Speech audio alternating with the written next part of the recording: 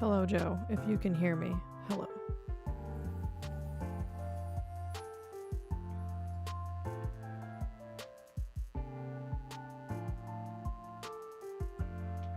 Nothing but that fucking gathering show has been a pain in the ass from day one. Okay. I know it is.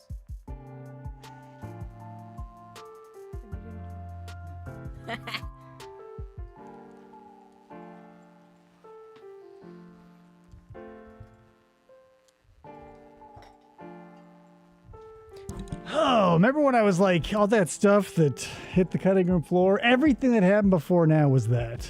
And Sweet. no one even knows the thing I'm referencing now. You know what's not stressful? Uh, FFOP radio. I can't even buy into my own bits anymore. The whole Miranda rights thing, we'll get into it. Oh, I'm glad we Jesus. didn't. Oh, we get to start new with that one. Yeah. I won't No ruin it. spoilers this time. No Good spoilers. news, new audience and or old audience. Got ourselves some fun facts. It's only a page. It's only a page of my yeah. tiny little legal notepad. Which, here's the thing about this notepad. Sometimes I use it to take notes for stuff that I'll use on the show, but then never happen, right? So I've got some interesting questions on here that maybe you can help me with. Because I was like, what? Let's see. Oh, it's never been... Okay, yeah. We'll talk about this really quick. I think I've talked about this with you, how it's never been easier to be traumatized as a part of a jury. Because Okay. now with like high definition photographs from autopsies and crime scene photos. Will blow my mind, says Jill. I will go, what? Ooh, ah. Ooh, there we go. Yeah, Joe remembers. Respect is Thanks, worth Joe. more than money to a scumbag. Oops, somebody. Okay, so being on this side of things is very difficult because there's two mice and I'm clicking on one Yeah. thing and it's the other thing and it's not. I do a lot of things over there that no one cares about, but it has to happen. I thought I had some notes. Oh, no, it was in my other notebook. God damn it. I've got so many notes that I thought were so funny. And I was like, I'll use that. And then they're not even in this notebook. Oops. So trust me, that I've got some stuff written down that I was like, Hilarious. Yeah, it'll be great. I've got some notes on brewing here. I stopped after making 2 because I was like, I remember these. Yeah, all right.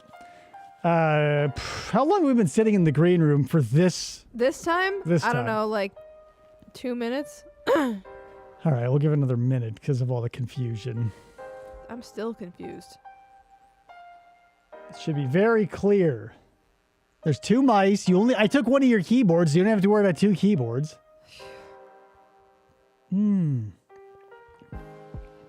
That pear cider. Is- I'm not in love with it. I wish it was peach.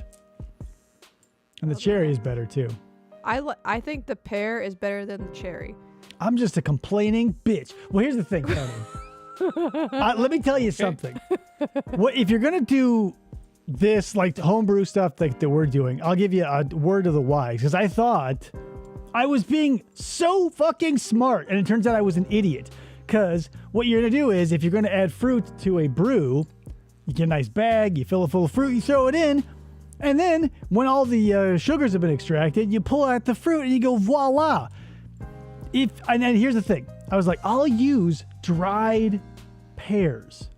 Because all that water is gone, the yeast will go in, eat up that sugar, and I'll have less mass to deal with. But what happens when you put dry shit in wet shit? It absorbs? A fuck ton. I lost a solid third of what I was making to the pears. Our pear cider. Was it worth it? It's pretty damn good, so I think. Was it worth losing a solid like 32 ounces? No. So I'll know for next time. Never use not frozen. Never use dried stuff. But I thought, why isn't anyone doing this? I'm a secret genius. And turns out I was a public moron. Well, it was only public now. Yeah. No one would It have was. known. Here's the thing. It always comes out. There's no such thing as a secret. People always dig up your past, so you just get in front of it. Throw your fucking dried pears in your brew and lose a third of it, and then come clean immediately. Noted. Because someone will interrogate you one day and they'll say, you know what, you're not a monster, are you? You're not a monster. You don't put dried fruit in your brews. That would soak up all the liquid, idiot. And you're going to go, no. How did you know? And then they find that cooler with a brick in it that's full of dried, rehydrated fruit. They bring it into the courtroom and everybody throws up because it's never been easier to traumatize a jury. Jesus Christ. All right, Krista, kill this music and start up the show. You're listening to FFOP Radio. Reach the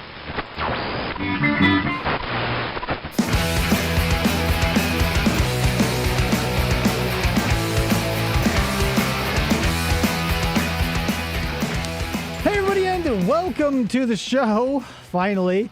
My name is Dave, it's Flamingo Friday. There's Tony. He's going to sit here with me and we're going to talk over the Mark Twitchell 2 footage when he gets pulled back in after his fucking frankly ridiculous plan fell apart because two matches leaned against one another had more support. Jesus Christ. We'll get into it, but here's the thing. Do you know when and where the Miranda warning even started? I don't know. Where, Dave? Oh, Krista's also here. You can't see her, but she's over there. You may have heard her complaining about being a producer. I'm here complaining about being a producer. So, little known, I mean, I didn't know it, and if I didn't know it, who would? Little known fact about the Miranda warnings, it's not a woman named Miranda. It's not from Sex and the City. No, it was Carrie. Was that a reference? Carrie writes. Okay. So, the dude's name, it was a dude. His name was Ernesto Arturo Miranda. So, it was the case of that name versus the state of Arizona. Arizona? That's from here? Can you believe it? We've got Mark Goudeau. We've got the fucking, what were they called? They weren't the Speed Freak killers. They were the drive-by shooters. They were active at the same time during Mark Goudeau, Jeff What's-His-Nuts, and his stupid brother. It doesn't matter. I-10 shooter or whatever? Yeah, no, well, yeah, the I-10 and the baseline shooter. Anyway, it doesn't matter. So, this goes all the way back. Can you, or do you know what year this all originated? No. Okay, it was 1963. Okay. So in 1963, our dude Miranda here was arrested for kidnapping and sexual assault of an 18-year-old woman. As one does. Yeah, I mean, how do you not, like kidnapping is a big, here's the thing. Kidnapping sounds lighthearted because the word kid is in it. I don't think I've ever interpreted kidnapping as lighthearted. Oh, I mean, it just sounds lighthearted. It's obviously a horrifying experience to live through. But like kidnapping to me, especially like my only context of it was like kids got kidnapped. So there was always like, for some reason, I never drew the comparison from kidnapping beyond kids. Okay. Because It's not adult napping. yeah, like adults were just like abducted and murdered, but like kids, this is what crime was like to me in the late 80s and early 90s, where like adults would go off and get killed or whatever, but kids, they would be abducted and it'd be subject to like experiments or something. Depending on how wild your parents were, they either touch you or your underwear covered, or you'd be like living on a farm with your hair dyed and they'd change your name and you'd never see your family again. It ran the gamut. Okay. So, for this guy, Miranda. didn't he, I don't know, maybe you'll say it, so I'll wait. So, yeah, he was snatched. They interrogated him. He confessed and wrote out his confession. So in it wasn't until like 1960. No, yeah, it was same year. He got thrown in jail in 1963. But in 1965, a ACLU attorney took his case and 3 others to the Supreme Court on appeal because the defendants in these cases were not made aware that they could have a lawyer and they could not, speak if they didn't want to. So in 1965, his shit was vacated.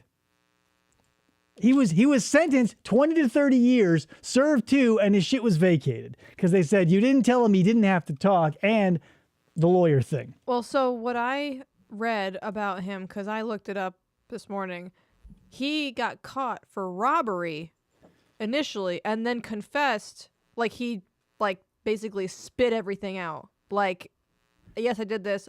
Also, I kidnapped and raped somebody. Like, Yeah, but like this is the case. Like they didn't give a shit about the robbery. This is the thing that was overturned and all that. They went after him hard for the sexual assault and kidnapping because those are like two of the big three. Yeah. right, but he was initially, yeah, you're right. So in 1966, vacated. He was retried again the next year, but they could not use the confession essentially. Right. It did not matter. He got the exact same sentence, 20 to 30 years. Convicted like that. Went to prison that year. However, in 1972, was paroled. He spent 5 years in prison of the 20 to 30 sentence in Florence. So right down the road here. Is he here? Is he like special guest? He's our special guest. Here we Ernesto! go. Come on, Mr. Miranda. Well, spoiler alert. After he got out, right? So he spent 5 years, he got out. He would sell copies of the Miranda warning with his autograph for $1.50 a pop. He did this for several years until he violated his parole in 1975. So he's out for 3 years. They What caught did him. he do to violate his parole? They caught him with a gun, Oh, that's not good. among a bunch of other things. So they said, get back to jail.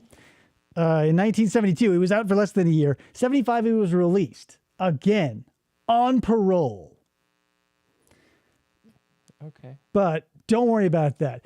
So he was released in I 1975. am worried about that. See, Where is he now? That is, yeah, I am highly concerned. 1975, he's out and about. He's like, time to make a new Ernesto Miranda of myself. Like I said, the year was 1975. On January 31st of that year, he was stabbed to death in a bar in Phoenix. Huh. So, beach Did justice. they read that guy The Miranda? Miranda rights after killing Miranda? Yeah, like the cops show up and they go, you will not believe this. They look at each other and they go, ha ha ha, and they freeze frame. And the guy stabs them while they're Right. holding still.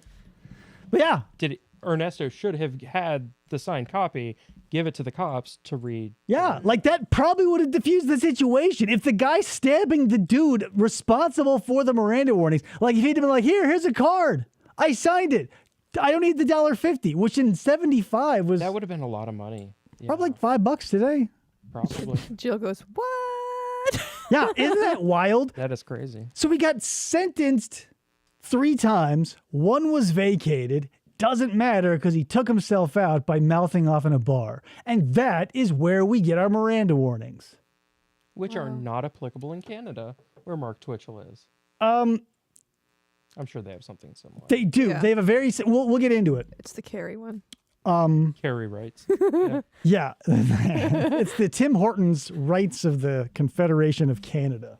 You get a free small coffee when they read it to you. And they go, sorry? Eh? But no, just to give you a little context that I've given before, but it bears repeating. The thing I like about Canada is that if you say, I want a lawyer, they go, great, there's a phone, call one. When you're done, get your ass back in here and we're going to keep talking to you. So that's the thing. They will literally almost make you talk to public counsel if you don't have a lawyer. And then they'll be like, guess what? Get your ass in here. You don't have to answer if you don't want to, but we're going to badger you for as long as we want. And I kind of like that. I wouldn't like to experience it, but it makes for Right. good watching. True. Because there are so few people out there who have that hardened criminal aesthetic who will actually shut up. Most people will let their pride, will let their self-esteem, will let something crack them. So, like I said, Krista, can they see the footage here? They will in a second. So as you can see, we're going back to 2008. This is... No, I'm not going to give any context yet because the guy who just came in is very angry. He's going to basically lay out everything they found, like right off the bat. So let's get rolling. Contacting a lawyer, that still holds true, okay, just so you're aware. Turn up on the mixer. Anytime we're talking, you want to contact a lawyer, you can do so at any time. I'll take you to a phone. See? There's something else I want to tell you, Mark. And that's that there's absolutely no doubt in my mind that you're involved in the disappearance of John Altinger. Coming out swinging. No doubt in my mind at all, Mark. Why? Why? Is he wearing a tracksuit? Yes. It's Canada in 2008. It's practically the 80s in America there. It looks like a windbreaker. Yeah. And I love it. Isn't it wild? So, as you can see, this guy is not, and he'll reference the other guy, but this guy is not so let's talk about your movie career in the garage and how much it cost and blah, blah, blah. Like, they pulled him in, and like, I'm not sure what the context is before all of this happens, but he's going to lay out all of the evidence they have, and one of my favorites. As I said, Mark, there's no doubt in my mind that you're involved in this disappearance. I just want to get to the bottom of this, because this is not going to go away. It's not going to leave you, Mark. I don't understand. I'm going to explain some of the reasons to you. This But you sounds do like understand, bad because you know what I'm phone sex. talking about. Kind of, right? I'm going to explain this You're to you. involved. Really quick, I want to point out a couple of things about this interrogation room too, because it's atypical. If they were wanting to really grill Mark, they would put him in a very small room with 2 metal chairs and a metal table, like they did with Michael Rafferty or what the fuck his nuts was, and they would just put him in the corner and shout at him until he was a little pile of shit.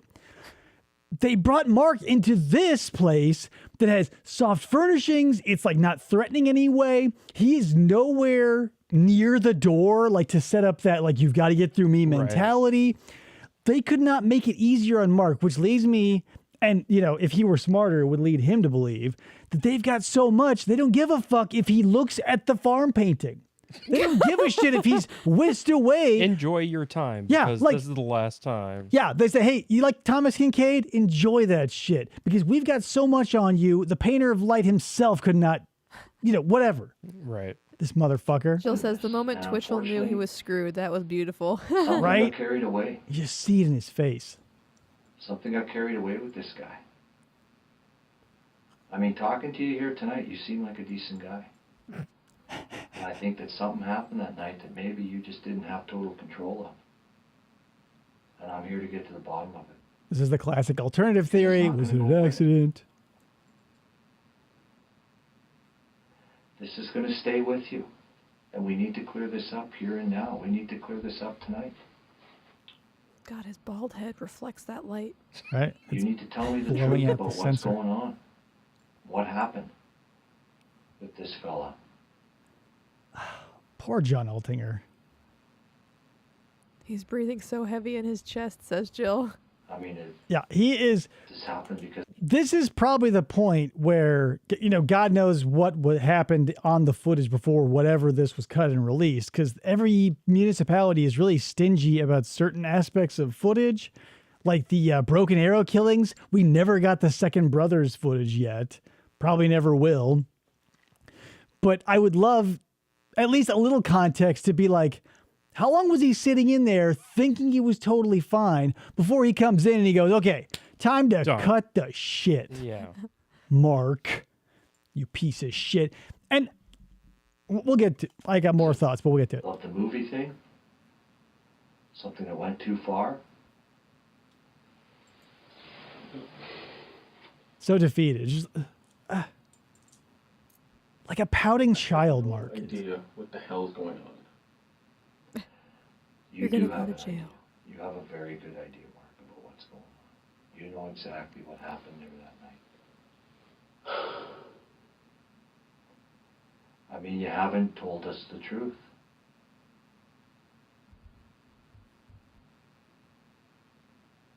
Do you think that's a Gideon's Bible on the table? I was just thinking, I wonder how comfortable that couch actually is. Like, it looks like an industrial couch. Yeah. Probably, but this is like this is where you interview a witness. Yeah. So this is the best couch that 40 Canadian dollars could buy True. for whatever victim of whatever You crime. understand we've talked to Joss? It's from Bob's Discount Furniture, Canada. Hey. Good love seat, eh? Got his side of the story. All I'm looking for is your side of the story. I wonder what all that The truth. paperwork is next to him. It's a Not what you've script. been telling Yeah, me. it's the next script. Because what you've been telling me hasn't been the truth. Hasn't, Mark? Oh, just get to it so I can tell you all the crazy shit that's going on. This can't be. I don't. Real quick, Mark is going to employ a strange strategy that I have not seen anywhere else. And probably because part of it's Canadian, part of it is because he's a fucking idiot. But there are there's a wild array of flavors of interrogation subjects. And the most irritating are the type of person who refuses any knowledge with arrogance, but a close second to that is like the befuddled, like, I don't know what's going on. Why won't you tell me? And like the dude is straight up being like, what's up with that murder, Mark? And he's like, this is Latin. I'm only able to watch this so many times because he's not an arrogant idiot. He's like a idiot. What do you mean it can't be? I just don't understand. Fucking moron. Well, what don't you understand? That question gets asked in so many You have a phone he's interrogations, missing. never gets answered. We know he's been to your garage. We've talked to all the neighbors now. The neighbors saw you changing the lock about a week and a half ago. I would have done it at night, Neighbors personally. Wouldn't wave to the See all neighbors, these things. putting the lock Little on. things that you don't realize. Okay? We know the lock was changed long before the 15th. Okay, do you remember the lock and how fucking stupid it was? Yeah. To catch you up, if you didn't see the first one, there was a deadbolt and a padlock on the outside. And like Mark put a new padlock on thinking that was like the law's Achilles heel. I don't know why he really leaned into that, but he was like, don't you get it, first detective? That's where the lock came from. The real murderer. What? The only reason I would bring a lock to a murder is if it was in a sock and it was the only thing I could afford as a weapon.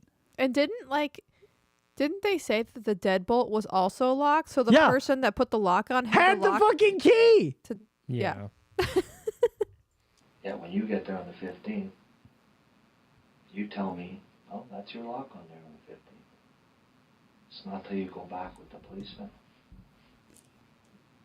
last night that you notice, or you say. So that's a lie. That's a lie you told me. When you gave your version of events to Detective Tabler last night, That's the the other version guy. of events was different than what you told me today. Do they do lie detectors in What Canada? you wrote down was different than what you told me in this room. Detective Mike Tabler. What you told me in this room when I first came in was different from your final version of events. And we'll never see that because it was never released. You've changed your whole story. All kinds of different lies. Now, I know this isn't an easy thing to live with. Something went wrong there. Like I said, I don't think you're a bad guy. You seem like a decent guy. You got Look a at wife. your tracksuit. But You you're got a a small child. murderer. You're trying to do the best. I love it when they say that because they're obviously like an extreme example is like Chris Watts, right? The family annihilator of Colorado.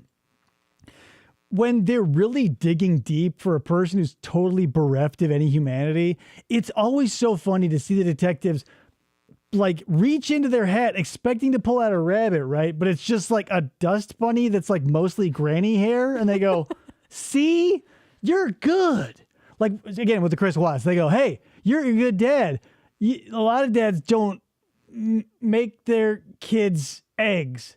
And like, that was his swinging for the fences. Right. Well, I mean, compared to murdering them. Right, and that's the thing. A lot of dads don't murder their. Oh, Yeah. you did. Never Yeah. mind. Sorry, Okay. yeah. Some dads don't make their kids eggs, but those same dads have not killed 2 of their children and their wife. So, I mean, you're not a monster, Chris. I don't know, but I don't think you're doing that well financially. I think it's a tough life what you're in.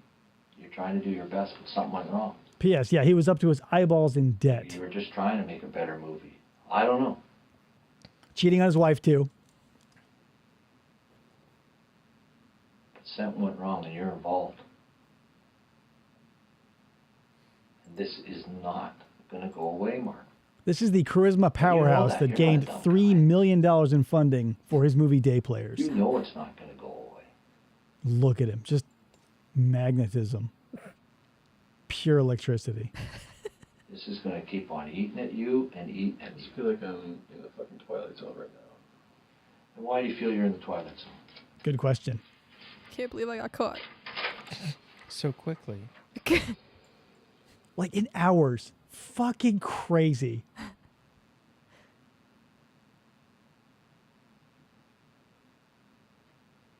We need to get to the truth about what happened. You don't want to answer the Twilight Zone question, Mark? He I barely know you know moved that for over truth. 2 minutes, says Jill. You are definitely not a dumb man. That's a lie. Well- The police can lie to you. Very well. But you don't buy a car.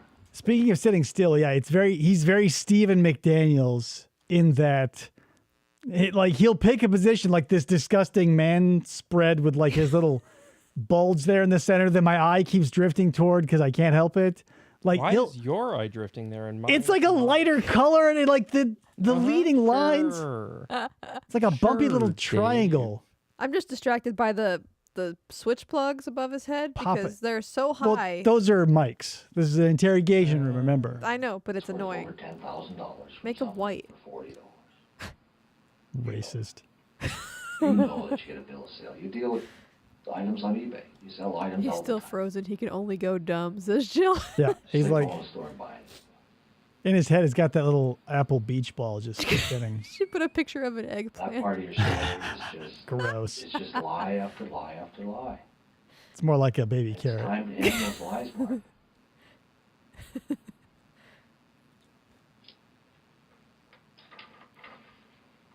Come on, say the thing. I mean, your version about the gas, your first version to Mike Tabler, you're leaving. You're leaving the garage, going to get. Okay, Jet so plane.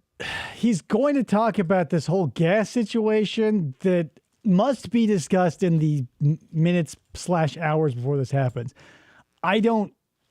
I'm sorry, I wish I could give you context on that, but just know that it is confusing to me as it will be to you.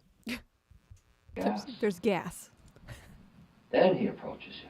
Now in your version today, no, you got gas before. Your reason for having gas doesn't even make sense. They have gas X for that. You're buying gas for a lawnmower you don't own. You're Oh buying yeah, gas I just to don't keep own in that your car. lawnmower. Why did I tell you that story? No, you're I'm Mark buying Twitchell. gas to get rid of things. Joe says his shoes look like the You shake most your head, but you know dad-style what I'm New saying is Balances on true. the market. Mhm. Weird open body language, taking space with major face blocking. It's so weird. Says That's Joe. exactly what that's why I stopped this shit. Mark is a dichotomy because yeah, look at his like one arm Yeah, draped across the very back. open. Yeah, and then the blocking of the eyes is so incongruous. Like if you've ever been accused of something mild to severe that you have not been the perpetrator of, this would never be your reaction. But here's the thing, you cannot discount the weirdness of people, and it's impossible. But yeah, this is major red flags that cannot be explained away by like a weird childhood or like, a bad lunch. Like if they're like, hey, we think you're a murderer, you don't go, I'm in the Twilight Zone. No, Rod Serling, you fucking murdered somebody.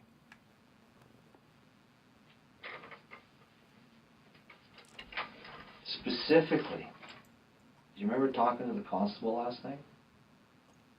specifically, you talked to the constable last night, he specifically asked you 3 or 4 times, do you remember seeing a red car any time around your garage, anything? Guess who owned a red car? No, officer, I don't remember. The neighbor. anything. The murder victim. Mazda 3. Now, Those questions. and you never mention that to Detective Tabler. Not once do you mention a red car or buying a car off an individual you didn't know for $40 That was a weird story. while he's asking about the disappearance of a guy who's seen it at your garage. Little quick context.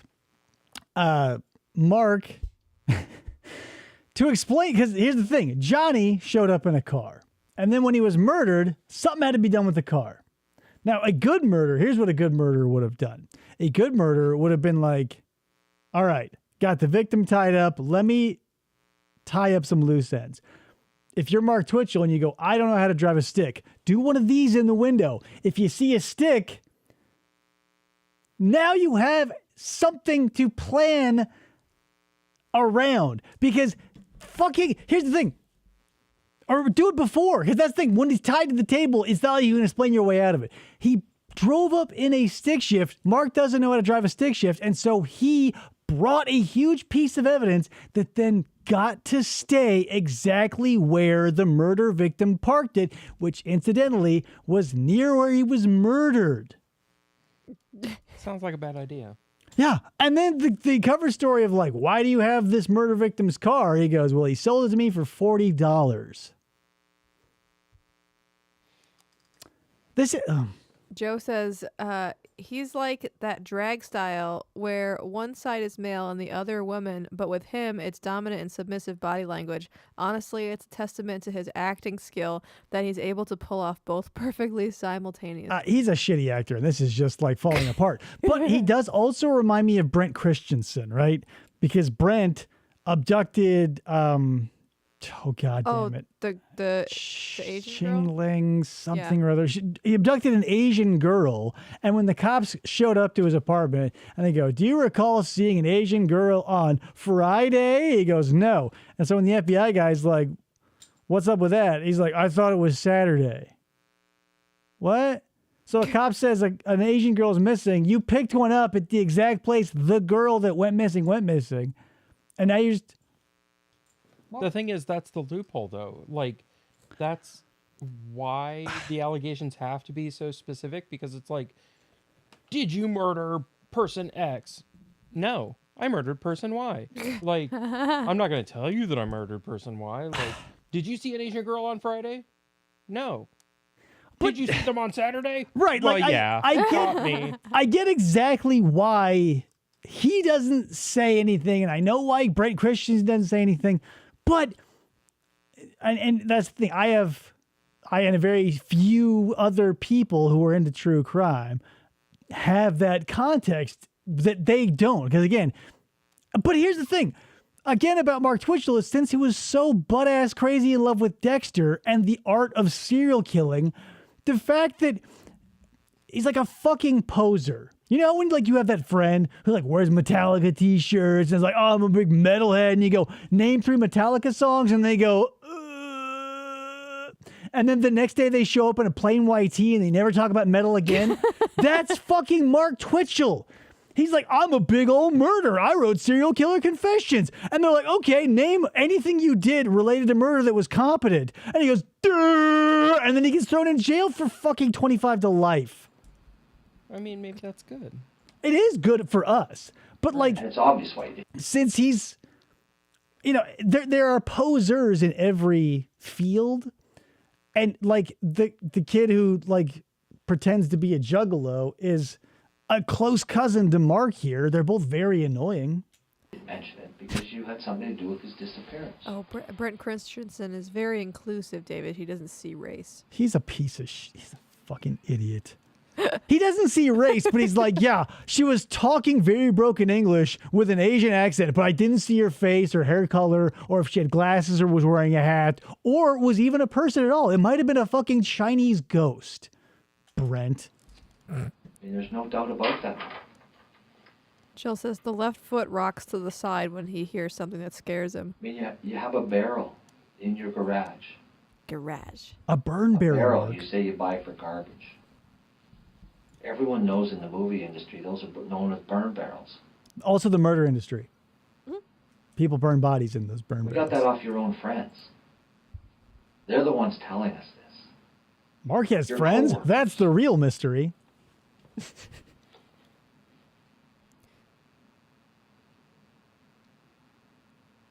What happened to John, Mark?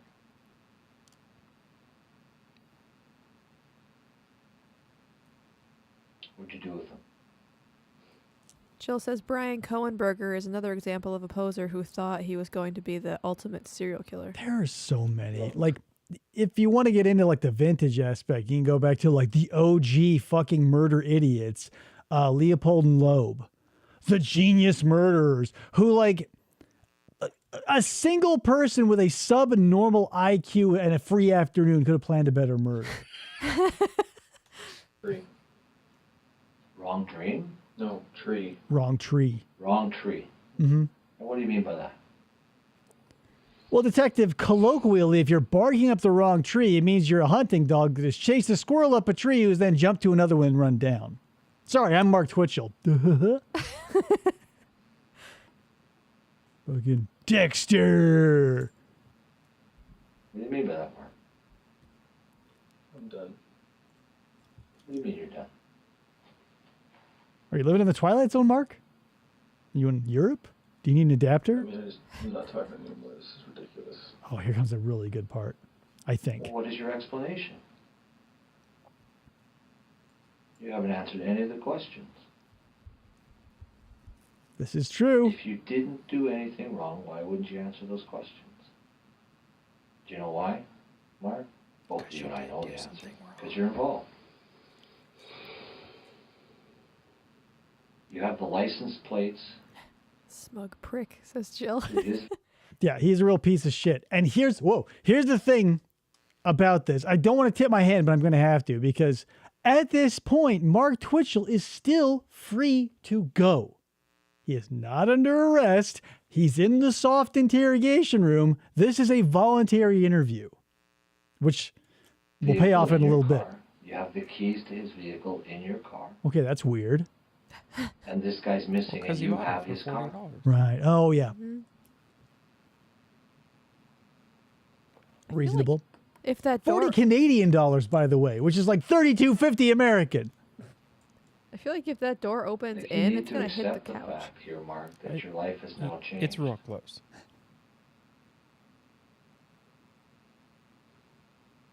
Because like I said before, this is never, ever going to go away.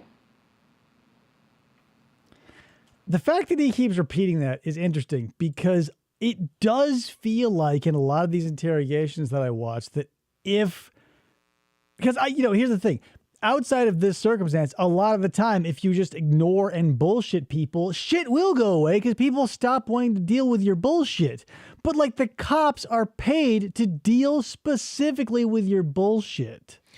I think what he's trying to do is like push the envelope to be like, you're already screwed. Just spill it. Right. You're wasting our time. Right. All I need's a confession. Like, this isn't going to go away. We're not just going to let you go home. Yeah. Like, spill it.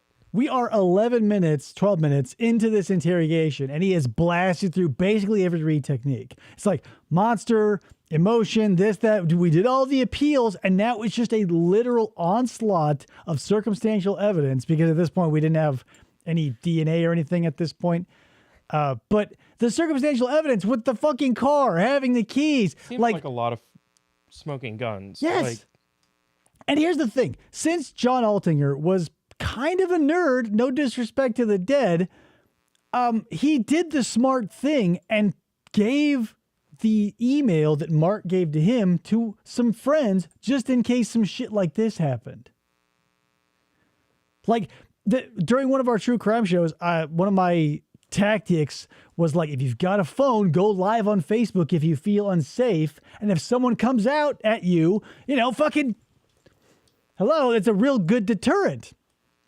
this is like the low tech version of that, because 2008 we don't have like necessarily smartphones, but sending that email to a bunch of other people, it obviously didn't help because Mark is too stupid to realize that people are going to cover their tracks. This isn't 1999.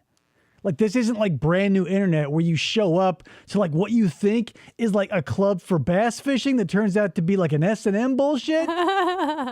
Like, where it's all like a weird internet code. No, this is like, hello. I mean, I have to wonder what's going on in your life that gets you involved in something like this.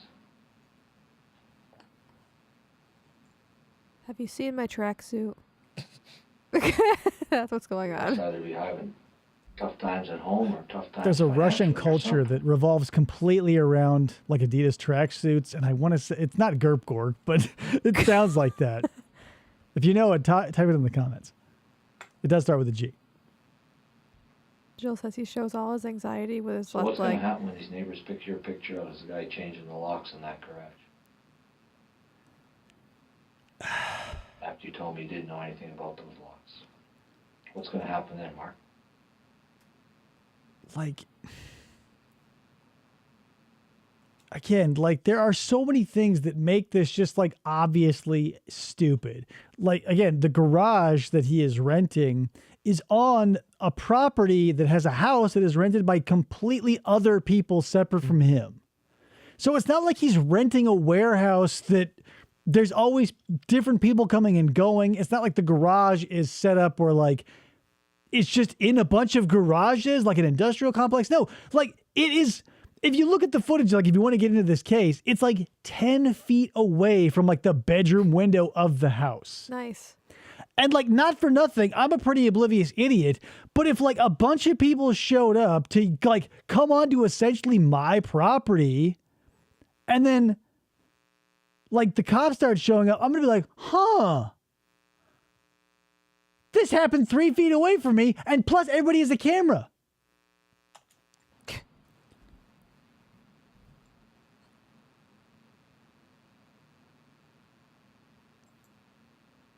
He just lets these silences stretch on, which is unique to Mark. With your wife and child now.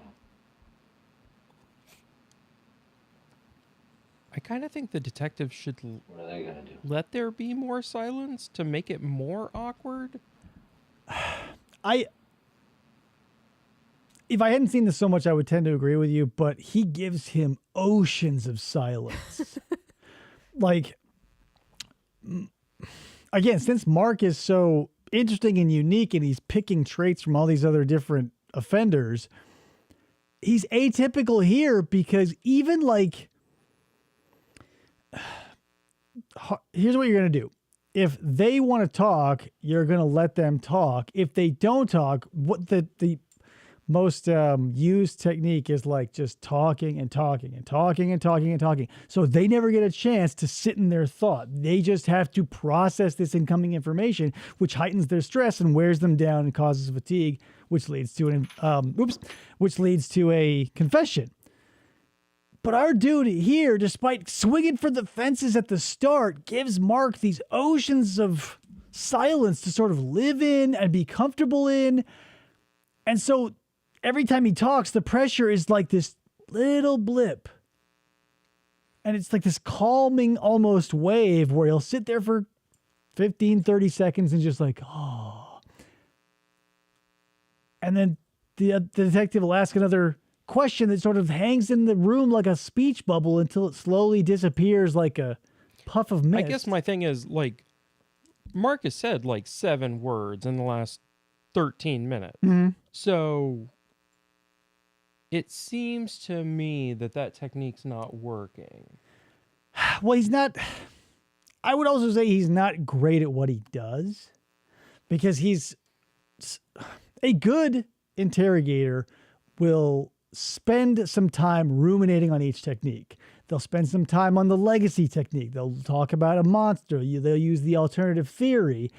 But with your weaker detectives, which I think gets sent in when the evidence is insurmountable, Sure.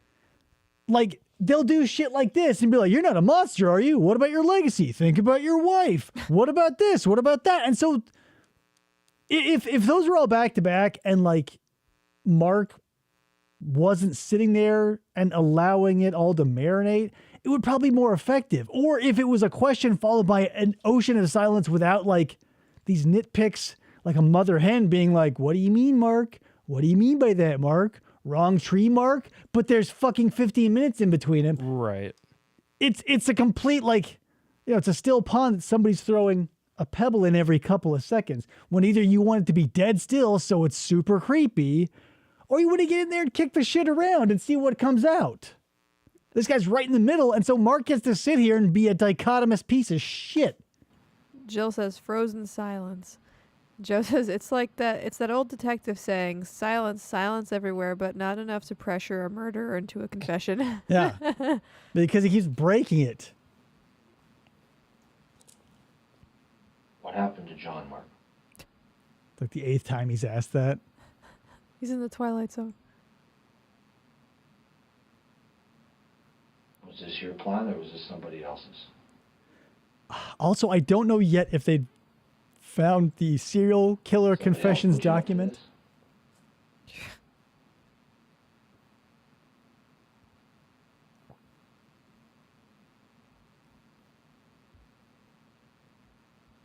Do you not have any answers, Mark? He said he was done. Yeah. Like, what do you expect? I just lay down.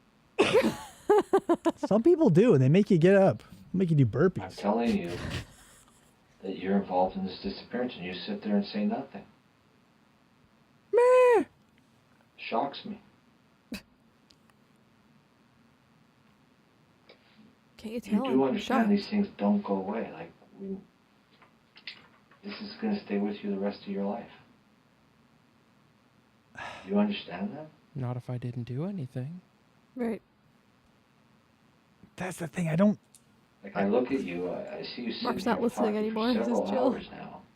Yeah, he's got a 1,000-yard stare through that detective's I just head. can't figure out the why. Joe, we think those papers are like his next film script.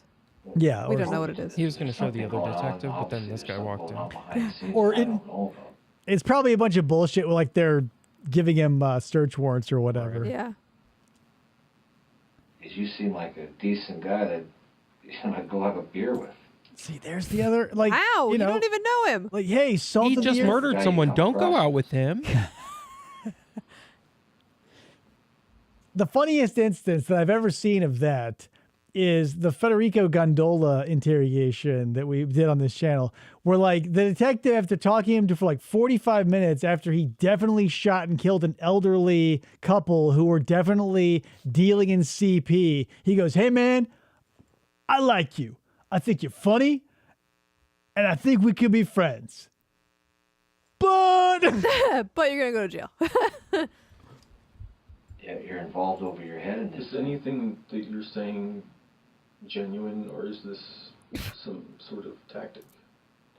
You got to get away from the acting part, Mark, and listen to what I'm saying. You have told me nothing but lies. An He hasn't told you innocent anything. man does not come in Well, here everything that and was tell cut lies. was a lie. Oh, right. Also, what the Mike Tabler was That's a lie. Yeah. genuine, Mark. Everything I'm telling you in here is genuine. So get out of your film producer mode and the facade of thinking that everyone's an actor. Let's stop talking about fucking day players. This is real life. All right? Real life. Then if you have all the answers, tell me what I did. If you were telling me the truth, you This would is have Mark Twitchell one after the dentist. story. Is this real life? One Did I story murder told Sean from beginning to Altinger? end, and you could repeat that 100 times with no changes in the story. Yours is so bad. Joe says, I'd like to think do you Mark's explain head the is just neighbors? empty and it's just Spanish flea on loop. The neighbors see that car there before the 15th of October.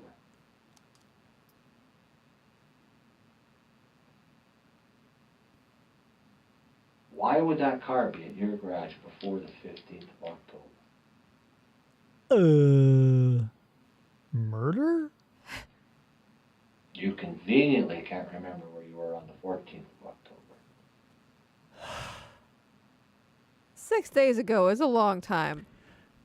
Here's the thing about like Nothing convenient about it. with like cell phones and shit. Like It's just it's what's his name again? I'll bring up Federico Gondola. Like when the detectives when they ask you where you were on a certain day, it's so easy now to be like, oh, without my phone, I don't know what my texts are and all this other shit.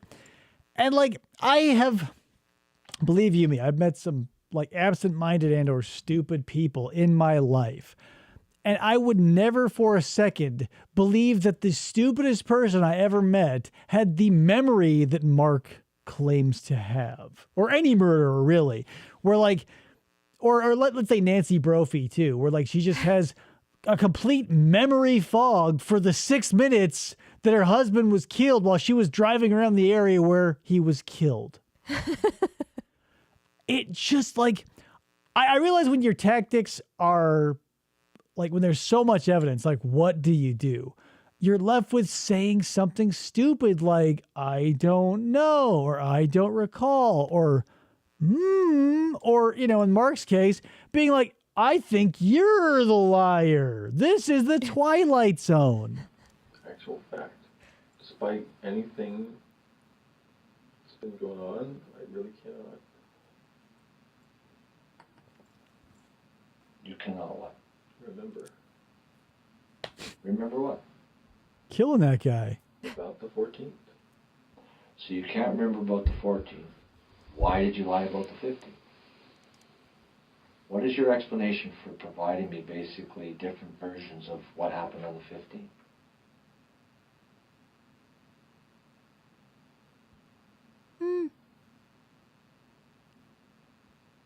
He just looks like the butthole kid in middle school getting a dressing down from the Everything school charged. principal. Not yet. Not being charged yet. Am I free to go? Yep. You are. Watch this. Oh, God, it's so good. Then I will. Okay. Then go. Wait for it. We're seizing your car. Oh, right back into that Yeah. chair. We'll be getting a search warrant to go through the car. Forensic examination. It's going to Okay. be blood. As soon as we're done interviewing everybody else, you will, we'll be coming back to charge you.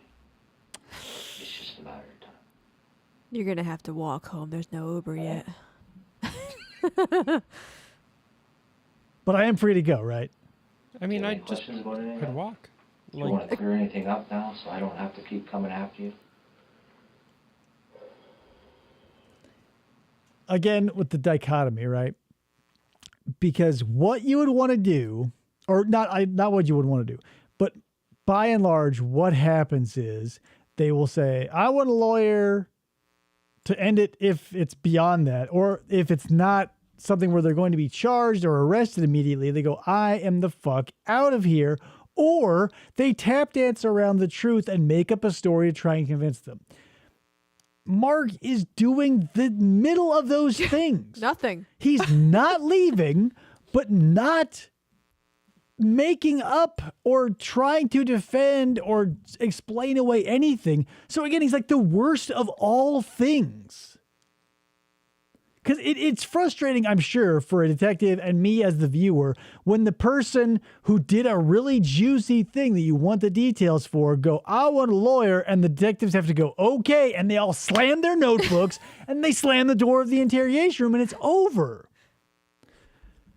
But Mark here sits like a lure in a lake with no fish. Yeah. He's just bobbing along. There's nothing that he can do to better himself. There's nothing he can do to make it worse because the police have literally every piece of evidence he ever generated. But until the net closes and the DNA comes back and the search warrants get executed, we're here where he's not charged. They know he's a murderer, and he gets to be like, this is the Twilight Zone for fucking ever. But the thing is, if he does say anything, he's implicating himself. Right, so just leave. Absolutely. That's the thing. He's like, he is fully aware of his rights, which are almost identical to the ones we have here. But his narcissism and his what would you call it? His insecurity, his narcissism keeps him sitting there. His insecurity about his low intelligence keeps him from talking. So he's a fucking pet rock that this guy has to be like, do you want to go outside? Do you want some rock nip? Like a really invested person in that pet rock, despite the fact that rock is not a pet. Mark's not a person. Welcome, Kayla. What's up, Kayla? Hey, Kayla. Joe says taking that whole bottle of Xanax was probably not the best move right before coming into this interview. Here's the thing. Any There are questions people about who anything, sit there and do this and don't say shit and come out better than Mark. But Mark is, again, even in being quiet, he's doing everything wrong. Like this bullshit. Am I free to go? That's so uncomfortable. His arms are just like, I'm doing this right now in mimicry, and it is uncomfortable. And I'm not being interrogated. You know pretty well everything's over for you. Then It's charge never going to me. go away. Right. Don't worry, Mark. There's dating apps in prison. You can't worry about what your wife and your family's going to think. Because this isn't going away. You Well, have to I'm get cheating on past my it. wife, so it really doesn't make much of a difference. This is just going to be icing on the cake. He's cheating again on his second wife.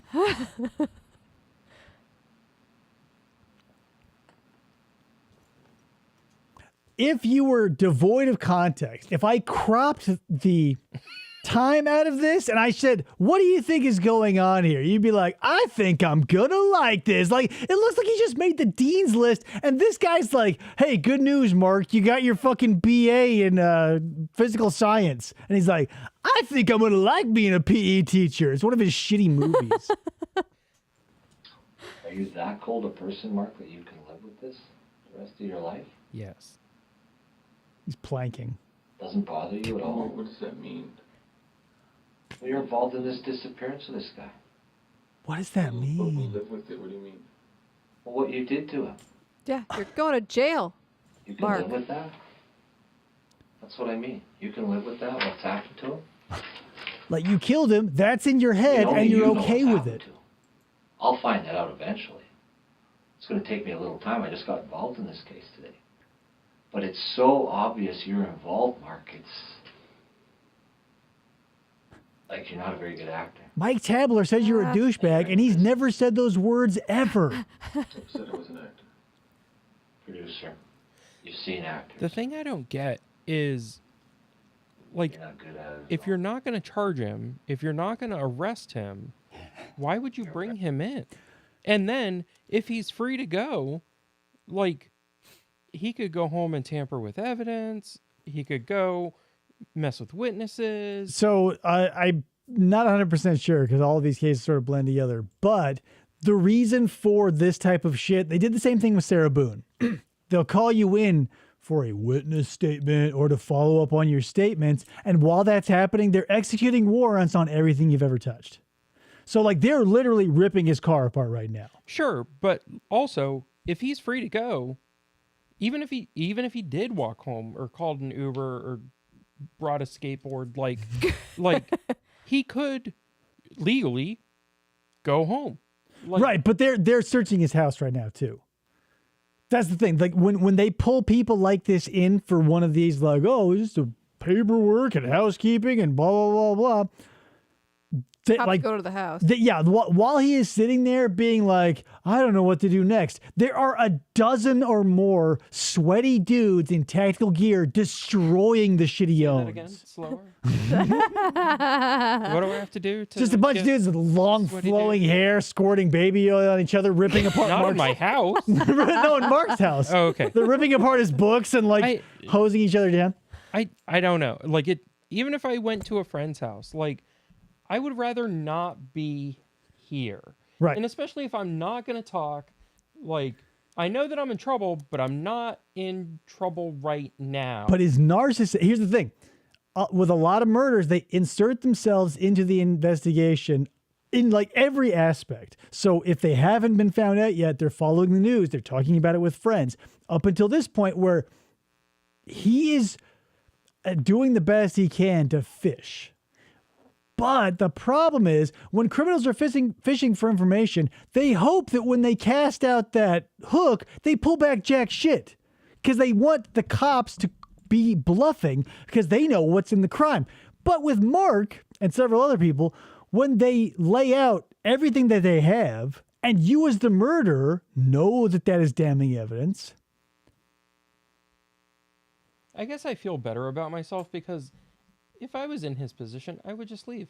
But then it's like, maybe I'm not that narcissistic, or maybe I just wouldn't murder someone. That's the thing. You Right. wouldn't. So, No, it's impossible to say what you would do in Mark's position because everything Right. in your life would have to go utterly wrong.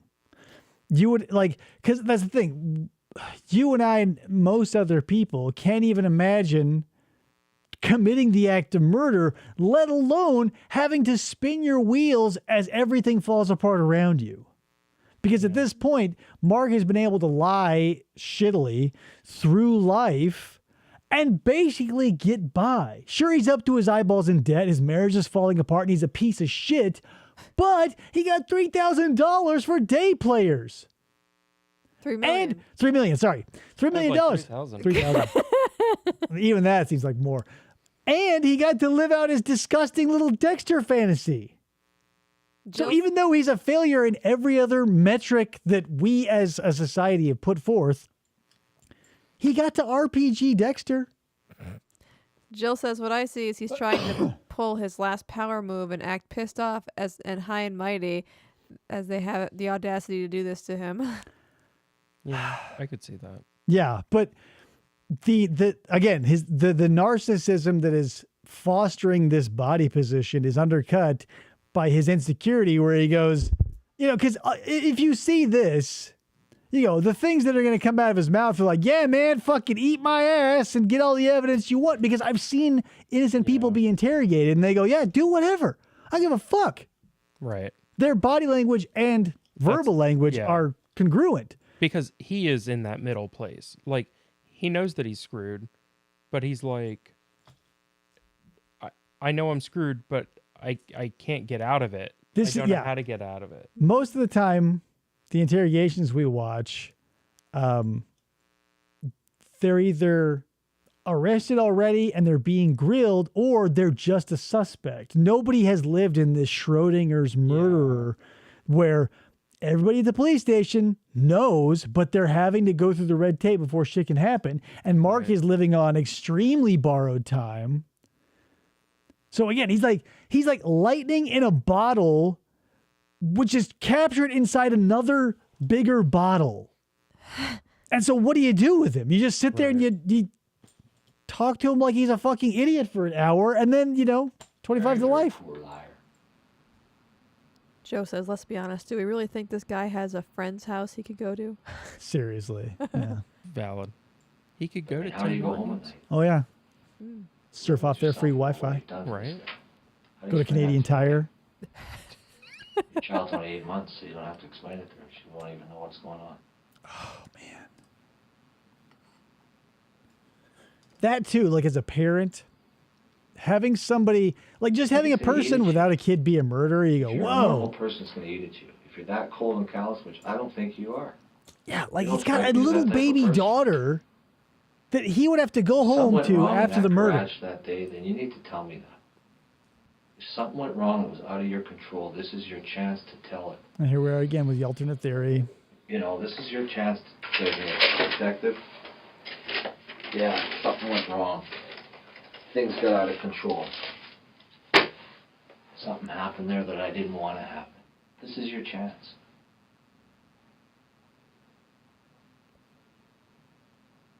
I don't even think he has wheels spinning in his head at this point. No, Like, it's he's just- completely empty. I don't know much about this job guy. I'm slowly finding out things. If something went wrong, and he came over to that garage when you were there, this is your chance to tell me. I kind of feel it's the other way, though. Like, there are wheels spinning, but it's not catching anything. Like, it's just like Yeah. flywheel. Like, You guys got into much an oil. argument Yeah. over Yeah, something. he's a transmission with the Things clutch got pushed carried in. away. So like the drive wheel is spinning like hell, So and be all it, the other you ones are deal just with sort of that. like What do we do? Yeah. But you have to let Because me he know knows that. he's screwed. He just doesn't know what his next move is.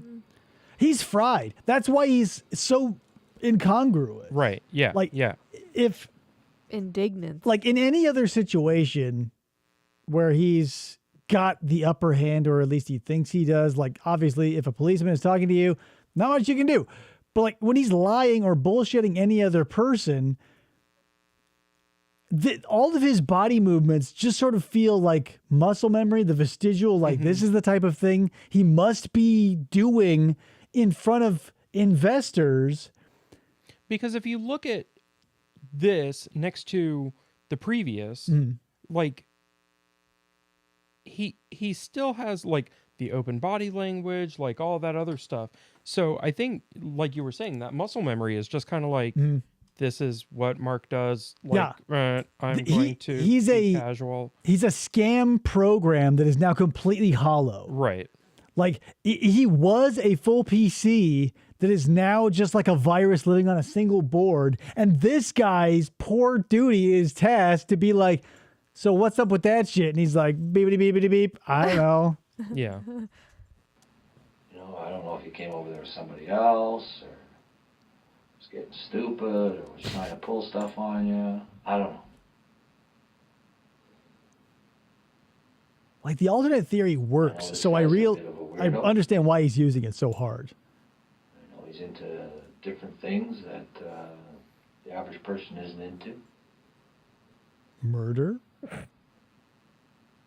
know, and maybe he tried something. I don't know. Also, keep in mind, his I don't know first exactly victim what happened, got but I away. do know Oh, yeah. that you're involved. And you know that. It's obvious. It's obvious by your whole demeanor. And like I said, it's not going away. It's just starting to build. It's like you're not going away. You said you wanted to leave, you moved 3 inches and then sank back into that love seat. Well, you understand it, but You've got a tracksuit on. Just jog you home don't have an explanation for it. in those New Balances. Why is it, Mark? You don't have an explanation. And just imagine being his wife and, like, just putting up with his bullshit day after day after day. He's probably an insufferable person on a personal level. And then to get a call to be So like, miserable to live yeah, with. just to be like, hey, P.S., the piece of shit who was also your lifeline monetarily is a murderer. And I don't know much about half of him is right there. Cop Your daughter. murder. Like, Yes. Not murderer, caught murderer, disgraced genius killer. that. That's a Was stretch. this something that you tried to avoid and you just I mean, couldn't? self-proclaimed. Yeah, okay. What do you mean? Well, and, like, Did he try What do something you there? mean? this is also, like, destroying her, too. Like, she can't be in the house, Yeah, no, presumably, like, while they're the searching The thing all is, this shit. he doesn't give a shit. No, like, right, which is terrible. That's the narcissistic, sociopathic, like, this is about me and my wants.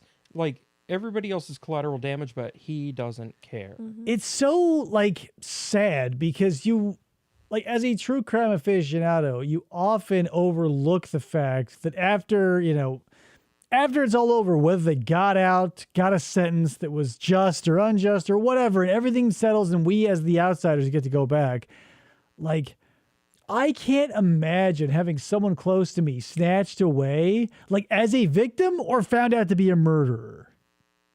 And so now you've got these lifelong trauma cycles that are just going on. And we as the public, it just feels like, I realize that everybody who, like, has a family member get deceased gets a law changed or a foundation or a scholarship. And there are so many of them. And it's just like, I don't want to, I know this is going to sound like, oh, why bother? Because everybody who dies in a violent way, like a scholarship springs up or this, that, or the other. And everybody goes, we hope that this will, if someone does this insanely specific thing under this person's law, they'll be punished possibly more severely if the evidence is there and it gets through the grand jury and the trial and it's not turned over on appeal. High five, everybody. Right. It's just like I realized that it's important for us to be like super careful on who we throw away for the rest of their lives because that's a big deal. But when the evidence is like glacial and it can crush you without even a thought, it just seems like a bummer that Law and Order has to be like crossing T's and dotting I's, while Mark probably had half a chub. He was so excited to get to murder somebody without like due process or this or that. We've got to like treat these assholes with kid gloves and be like, how do you feel? Do you think you're going to hurt yourself? We'll get you to a psychiatrist. When mere days ago, he was sawing through another human being and then burning him in a barrel. Ugh. Not for nothing. What do we do with Mark? Something you're just defending yourself? I don't know. And the fact he's so stupid, he can't even understand the alternate theory. Say he kissed you, Mark. It's 2008. Homophobia is still like a passable thing, like colloquially in a policeman's setting. Which comment is that? About what? Joe says, I want to know the exact moment the losing horn goes off in his head. It has to happen at some point. I think it went off like 23 minutes ago, Yeah, immediately. and he's just on autopilot. Right. When he walked in and he goes, guess what, Mark? I think you're the fucking murderer. That's when he got his bell rung. Yeah. And Yeah. it has been ringing constantly that? since.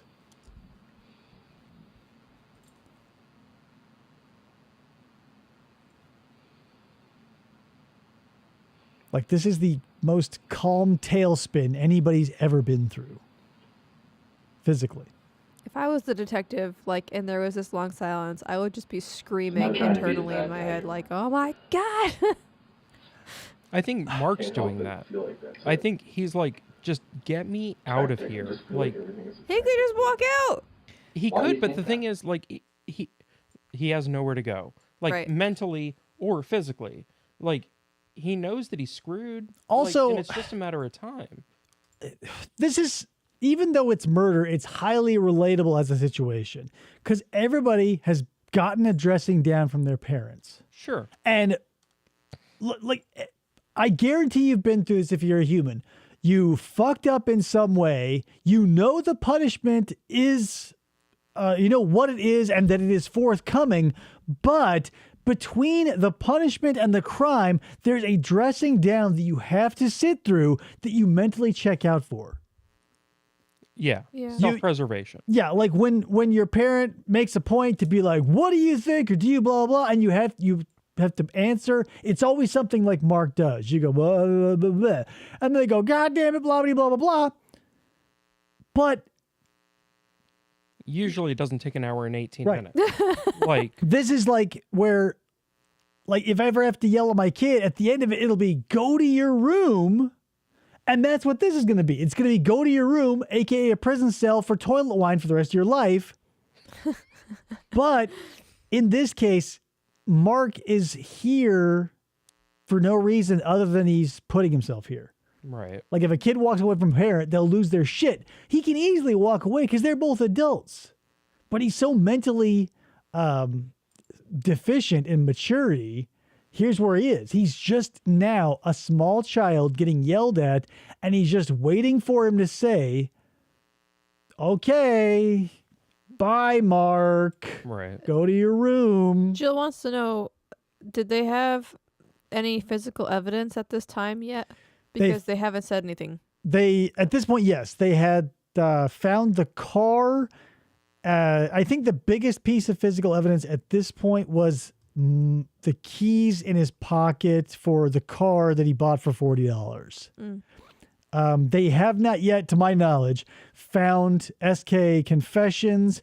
They have not luminoled the garage to see that pool of horror. But they found the barrel, right? Yeah, basically what they're going on is witness statements that go against what he is saying. Like the circumstantial evidence is so huge that all of the tests forensically are foregone conclusions at this point. Yeah. And that's why he's You not know under what I arrest, told because you we're was true, in it's that true. sweet So spot. How do you say that the tactic? I just I know we're not seeing a movie, but it's a top thing. This is real life stuff.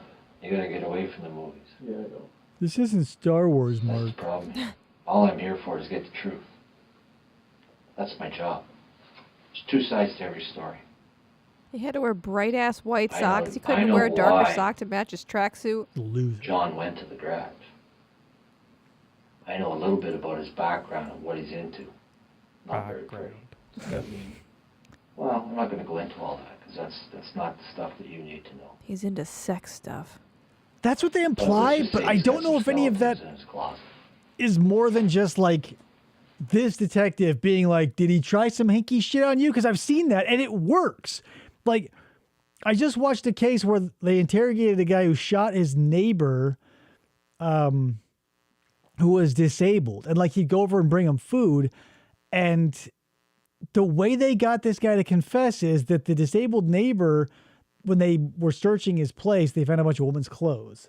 And so they built this narrative of him being like this disgusting transsexual that came onto this dude. And he had to, of course, because, you know, being gay is worthy of murder, he killed him. When I'm now, the more I look into this case, the more people are starting to postulate that there was a gay affair going on behind the wife's back that the one dude was talking about possibly revealing. And how many times has that resulted in murder? Like 9 out of 10 times. Like, here's the thing.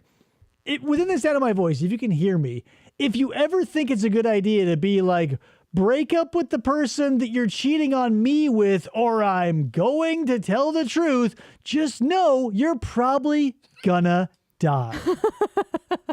And it's your fault. Safe bet.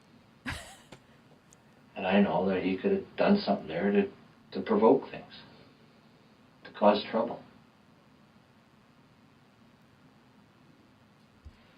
Taylor Swift song. And if he did, and something happened because Yeah, of no his body, no provoking crime. or provocation Nice. there. Oh, he knows habeas corpus all right. And what I'm telling you is this is your chance to get it out.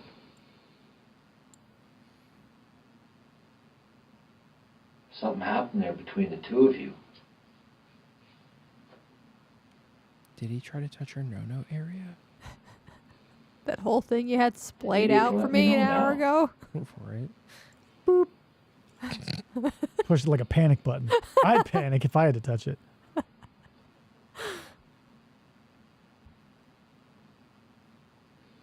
I want to lay down on that couch. You feel like he just desperately wants to like shove those papers to the floor Right. and like cuddle up Just in the two of fetal you in the position. garage, or did he come with someone else? Ask for a blanket. I'll give it to him too. Get one of those ones that you put on like they're like they look aluminum kind of Yeah. like.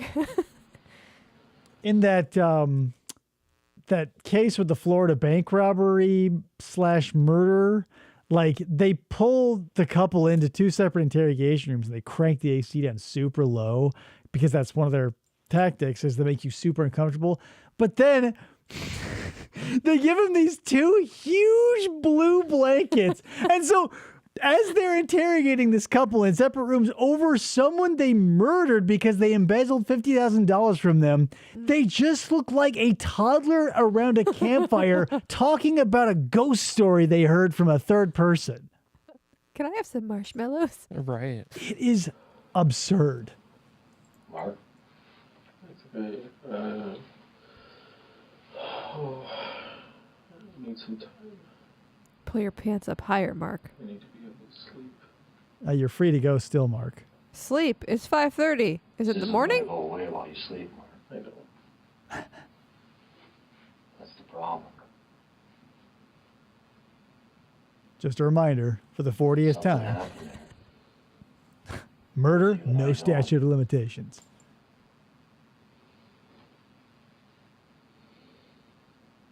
And time is going to make it go away. But you'll still give me some time to not be in this room. It's time for you to step up to the plate. I don't like Tell me what baseball, happened to sir. John. Tell me where he is.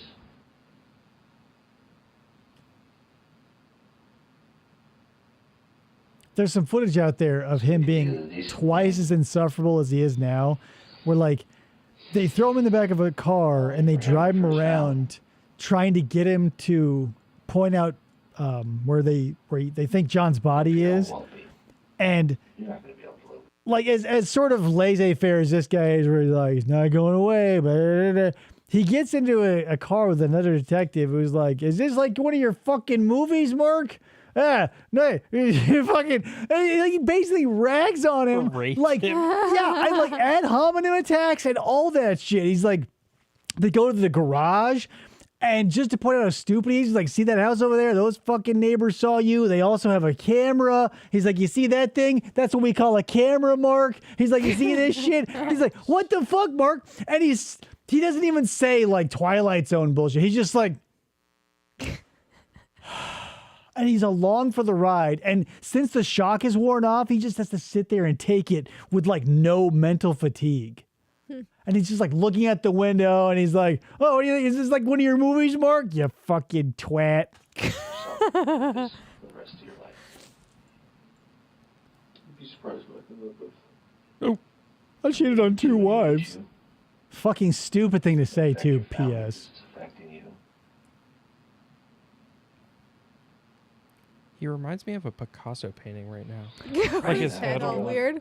I know that's weighing on your mind. It's like the lazy contortionist. I know what's weighing on your mind about your wife. I don't think it's weighing on Nope. his How would mind. you describe No. your marriage? Is it good? If you'll remember, part of his bullshit was like when he was trolling on Plenty of Fish for fuck buddies and victims, he like fabricated that story that he was writing a article for Maxim Online. She was worried yesterday and couldn't sleep at all. And even tonight, she had to take a Who's he calling? unison to try to get to sleep. And then when I No didn't one come cares, home, Mark. she started calling again. Well, she's worried about you.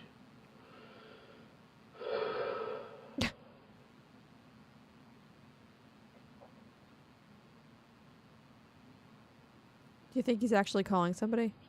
But this isn't going to end. Probably is. Oh no, he's listening to voicemails from his wife. He's ducking her calls fucking hardcore. Well, I mean, he's busy not talking in a police Hey station. Mark, it's your wife.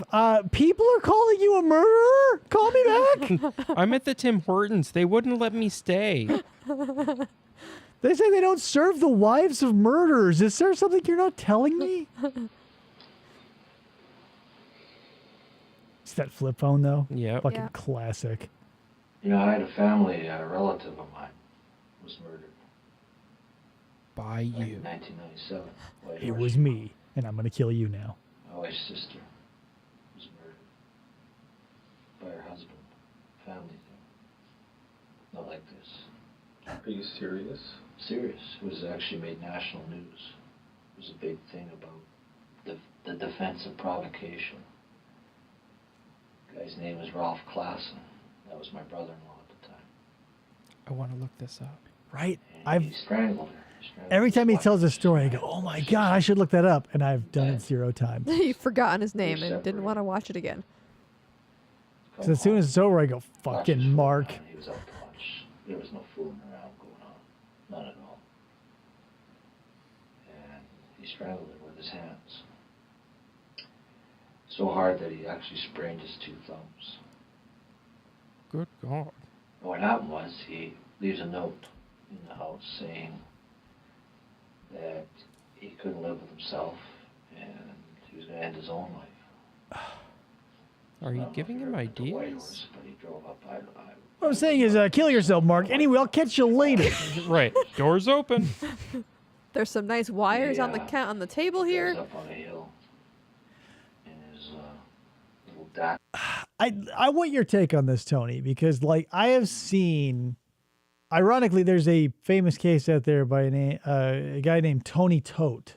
Not me. No, not you. No relation. But he like straight up murdered his entire family. He had like 2 or 3 kids, killed his wife, and then just hung out with their bodies in the house for 3 weeks.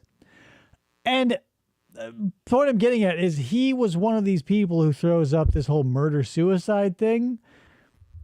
And it's amazing. Utterly amazing. How many people plan a murder-suicide, but only the murder happens? And according to Tony Toad, he was trying to take his own life for a solid 3 weeks, but is able to end everybody in his family in a single night. Isn't that bizarre? It's like, maybe they don't want to kill themselves. My guess would be, like, I don't want to be held accountable for my actions, so I'm going to kill myself. So I'm going to kill everybody else, but then my assumption is it takes a lot of balls to kill yourself. Yeah, I can imagine. So my guess is he just didn't have the balls. I think, here's the thing. For good or for bad. I mean, I'm not advocating suicide at all. I don't think that, because part of his story was like, him and his wife had an understanding, and they were both on board for the murder-suicide. And here's the thing. This comes up a couple of times. There's a guy who killed a police officer in Canada who had the same basic bullshit story, where it boils down to like, I tried, but I was too damn good, too damn strong, too damn tough, too damn positive in traits that not even poison nor blade nor bullet could take this oak of a man. And it just always feels like fucking garbage. Like, in the ones where like they get there in time and like someone made an actual attempt, yeah, there was something going on and it was horrifying. But when they pick you up 3 weeks after the crime and you've been living with the dead bodies and you've been bringing in the morning paper every day, what? I don't know. I mean, there's got to be a lot going on in their head. Like, my first thought was like dissociation. Mm-hmm. Like, because there are people that live with dead people, corpses, those who have passed away, like exhumed bodies, like, because there's, I would presume, a psychosis that would even make them able to do that. Like, I don't know what it is. Yeah, I just want to. I guess my question is ethereal because, and that's the thing. Since the name of the game is lies, the police are legally allowed to lie. The suspects are going to lie because it's the best thing for them. It just seems odd. Like, in a perfect world where, like, let's say you could put someone in a holographic representation and make them tell the truth, or we can scan their brain or whatever. It just seems interesting because, like, I want to know, because when your gut reaches out as you're hearing, like, because you're going to come across situations where the person who committed the crime was also a victim in some way. And that's what keeps me coming back to a lot of this, is like the ones that were at a breaking point versus the ones that were like, I want to kill because this is inconvenient, but they're both going to have the same story. But since lying is the thing, it'll be like, oh, well, you know, we had this murder-suicide pact, and I was just like, why won't I die? Or whatever. Like, obviously, it's not going to be that flippant because, you know, we live in reality, not a cartoon, but something to think about. Jill says Tony Tote was a piece of shit deuce. 100. I will never review his footage because he is boils my blood. Head on into one of the iron ore trucks that work at the mines up there. So he waited and waited, he said. This is what he's telling the Mounties later. Oh, yeah. This is Jermaine. No iron ore truck came along. So a propane tanker was coming down the highway. So he drives down the hill, he smashes his head on a propane tanker, and just before he hits it, he ducks. And if you can believe it, he ends up with a broken toe. That was his whole injuries from this accident. The truck driver ends up breaking its back so bad that he can't work anymore. He's not crippled, but he can't work anymore. Never ends up working again, I guess. And they take my brother-in-law to hospital. And at the hospital, he tells the nurse that he did something to his wife. So they send the Mounties over there, and they find her in bed. And then they come back, and they end up, of course, charged him with second-degree murder. He got convicted of manslaughter, and his defense was provocation, that he was provoked into it. That's kind of my point here. Is I'm that giving you the answers to the he's saying test. he's Yeah, like fucking That's confess, his wife. Mark. There was no provocation. Gets a big at all. It was a whiteboard and joke- writes it all joke down. Just say defense this. in my mind. My wife sat through 2 weeks of the trial with her sisters up there and couldn't believe it. Absolutely devastated the family. And he Apparently, got Tony a Toad's whole father 5 tried to years kill in his jail. mother. There's your past trauma thing. Or whatever. Possibly, I don't know. He reminds me a lot of that Chris Isaac guy, I think his name is. He was a chiropractor who basically did the same thing. He was a family annihilator. Not important. But you can see here, like, this is another instance where, like, this dude's brother-in-law was like, I committed something, and whatever you can say, a clash of conscience, or maybe he didn't want to stand up to the repercussions, tried to commit suicide and fucks up some other dude's life for the rest of his life. It just seems like it, because that's what they do. They meaning the perps will often turn like their suicide attempt into like a ready-made source of remorse. So let's say you don't cry or don't react emotionally like Mark here. You can always just be like, well, I did try to kill myself, or be like Tony Tote and be like, when he's talking to the jury, be like, I killed her because and then the prosecutor would be like, objection, and he'll go, and then he'll be like, yes, okay. Now, where was I? Yeah. What a piece of shit. God, I can't with him. He served, I think, 2.5 total. I never did find out what happened to him. Out at Williams Head Penitentiary in BC, which is on Vancouver Island. Frickin' golf course on there. They've got a par 3 golf course, and they live in like condos. Doesn't prison sound fun, Mark? Did Johnny try to kiss you, I mean, Mark? if I'm going to kill someone, it's going to be a Like vacant. Williams Head Penitentiary. They live in like condo complexes, not even cells. So, But the point is that Let him he talk. raised the defense of provocation. And if that's what's happened in this case, then that's what I'm telling you. You need to tell me. Wink. If you were provoked some way, whether it was some sort of incident that arose, If you were to get in your car and drive toward a propane tank, then now's the time.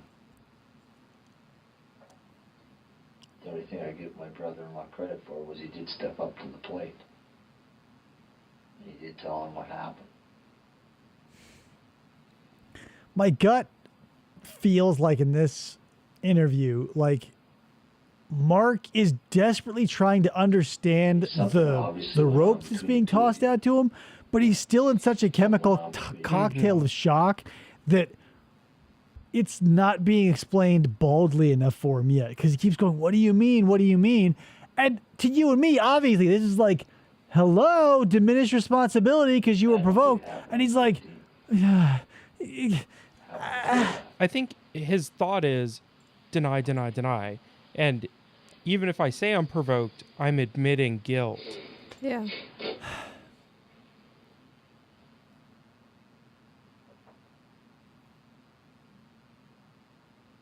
but it's interesting because obviously you can't make promises, but you can cite examples and or make up bullshit. Because since we didn't look up this dude's brother-in-law's case, I don't know if he actually got out in 2 years. We saw how easy Miranda was able to slip in and out of the system, so It's not going to be easy living with this, Mark. Not going to be easy for anybody. there's got to be, It wasn't easy for us. real quick. Family. There's big genres in the true crime community. There's like serial killer type stuff. There's like this type of bullshit where people do one thing, it's especially heinous, or they have a good interview or whatever. Crap, I forgot where I was going with that shit. Never mind, sorry. Just kidding. Devastating. It's gonna happen. Those are the facts. Those are the things you can't change. Oh! You can't change now. I remember now. So the reason why a lot of people get into true crime is for two big things. The resolution and or the unsolved mystery. Because those are two huge like chunks, genres, if you will, in the true crime. So you have here's everything we know and the case ended. And then there's here's everything we know. Nobody was ever caught or suspected or whatever.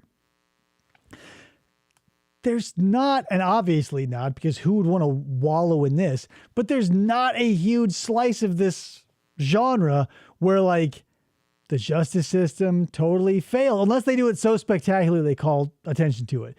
Whereas most of these people, when they commit these heinous crimes, get pleaded down or they never go to trial or whatever.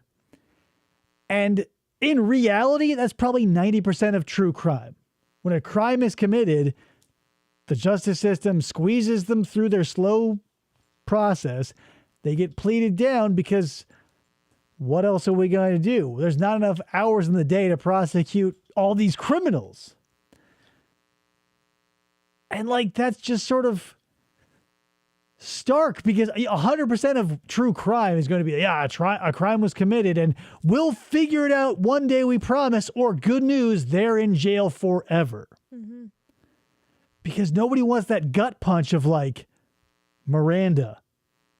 That 18-year-old woman who he assaulted in 1963, probably if she's alive today, is still suffering from that because she's attached to the fucking Miranda case. The thing is, the gift of time allows obscurity. True. So, I mean, but for the person, I knew that Miranda came out of Arizona, but Yeah. I didn't know all the background. And like, I would imagine being 50, 60, 70 years. I mean, obviously she's right. Probably not. but- Who knows now? but But- I would imagine that she was able to live her life for the most part, like societally unscathed. That's what we hope, right? But it just feels in my gut more often than not. So like, as an example, Daniel Holtzclaw, you familiar with his case? No. So Daniel Holtzclaw was a cop who got accused of dozens of sexual assaults and or rapes and or all this other stuff while he was on the clock and off the clock. He finally got caught and he's spending hundreds of years behind bars.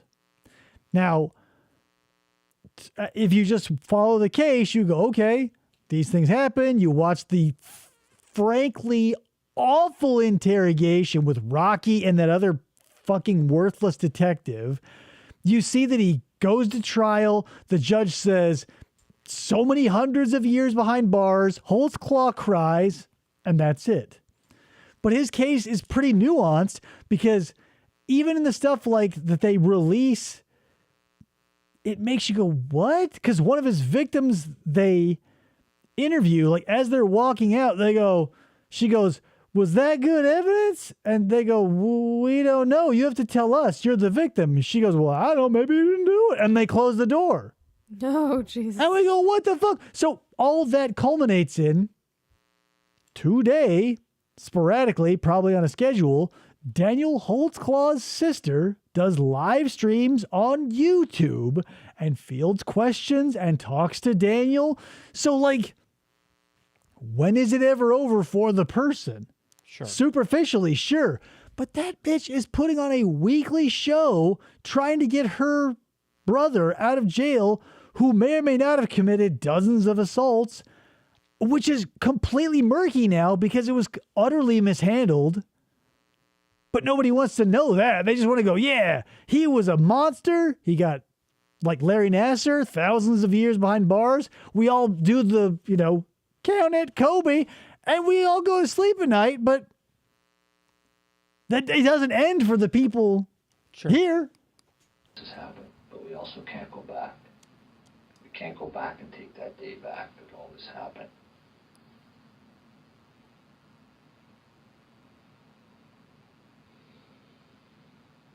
But we can do the right thing.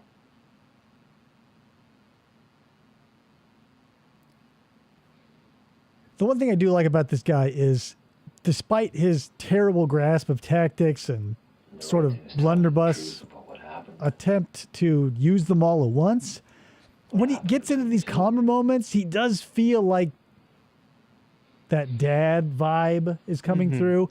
And you can see it starting to work on Mark. He's becoming a little more relaxed. He's moving a little more fluidly. He's not in his weird stress crotch display positions. Which I miss. Something went wrong.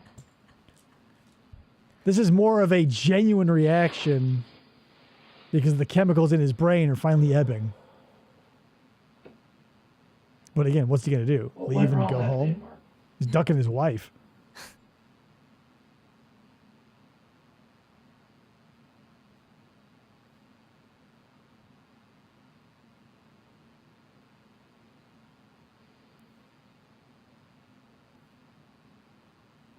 And always, like, it's terrible societally still when, like, cheating is revealed and there's a pariahs and stuff. Imagine being like, oh no, you caught me cheating and he's a murderer. This guy come over there uninvited. Did he try to touch your What wiener? happened? What happened, Mark? Anything. Just Did he come uninvited? Did he go to the garage that isn't your garage uninvited? did he say he didn't like maple syrup? Was he against Justin Trudeau? Probably way before that, but Yeah. still. Probably an up and comer. Mark, do you really think this is going to go away?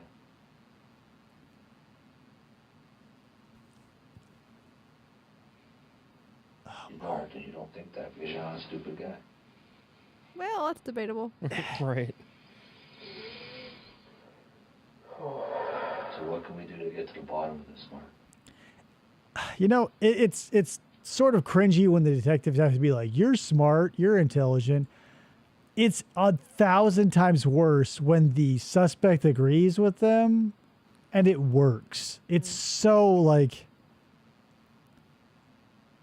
to hear I know after a detective goes, you're a smart guy, is blood boiling. Was this an accident?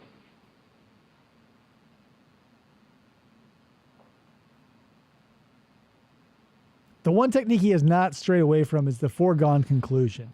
It's never been entertained that, like, Mark is not the guy.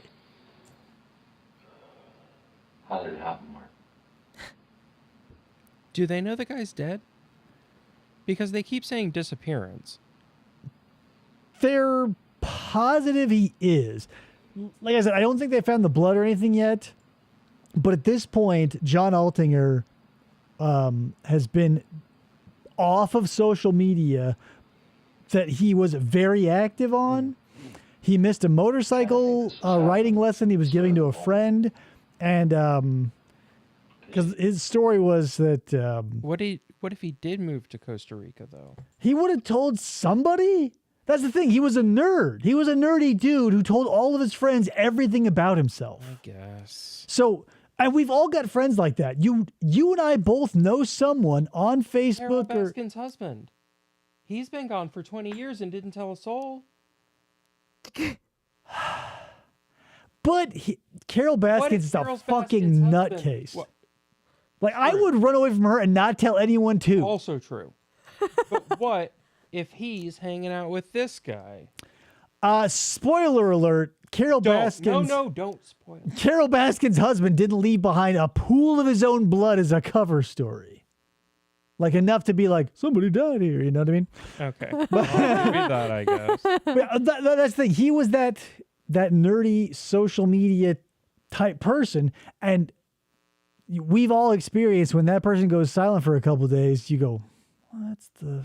And then they go, oh, I was on the toilet having diarrhea for whatever. And then they go back to annoying you. Like this is 5 or 6 days. And plus, not that this is, wildly relevant, but it's Canada. And if you're going away for any amount of time, he had a motorcycle that he did not cover, nor did he winterize. And a nerd would do that. He had a nerd He's bike. going to Costa Rica. But again, Why not bring the bike to Costa Rica? It's nice there. sell He the sold his bike. car for $40. According to Care the about his murderer. motorcycle?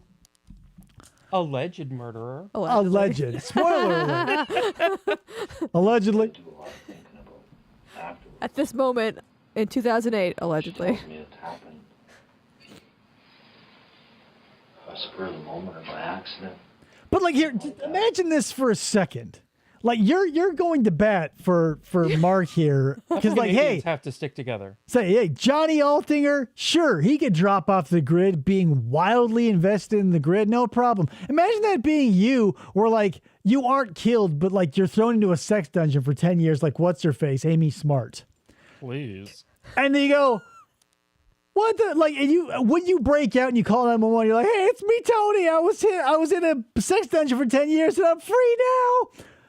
And they go, who? And all your friends go, oh, we thought you were in Costa Rica or whatever bullshit story. Wouldn't you be like a little like, what? That's not like me. But you're like, yeah, maybe you would. You'd be the worst friend for Johnny. You'd be like, hey, maybe he did. And they're like, yeah, maybe he did.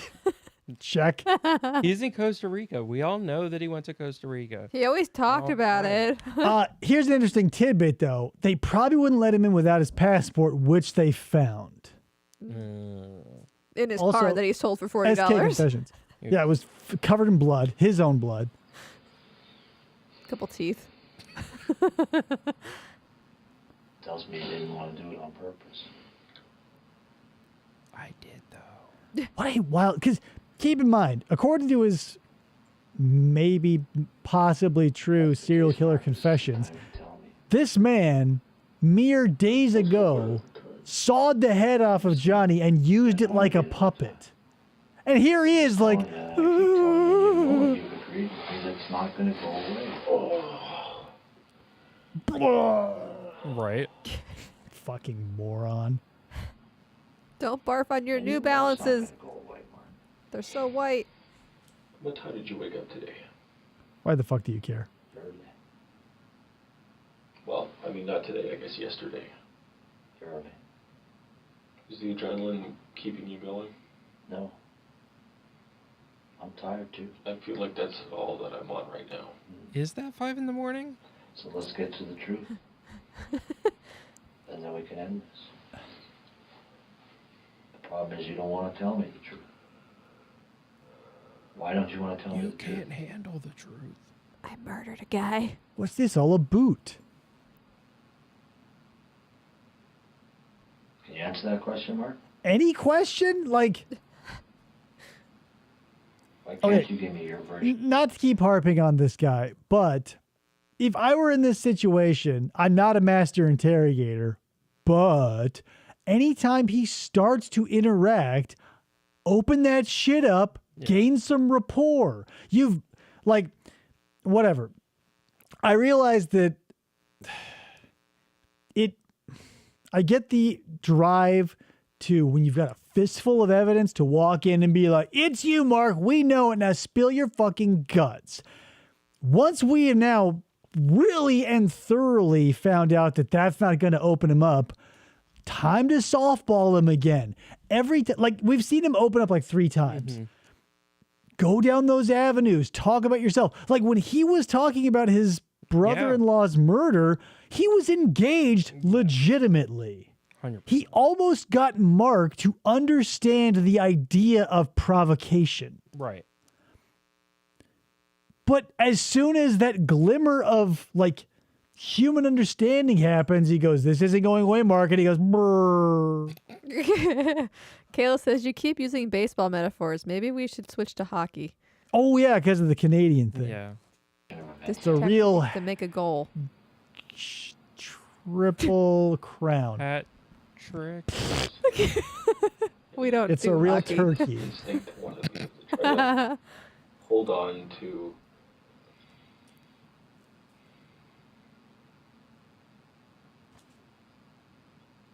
I don't even know. I can imagine you're scared, but it's a perfectly natural feeling at this time. Mark You is need to still, throw he's still desperate to talk about himself. Things Get him happen. going on that. Between you and John.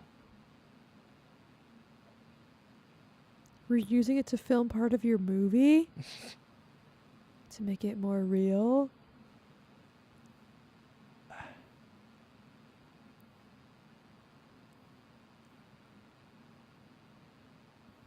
And I don't think he can speak for himself anymore.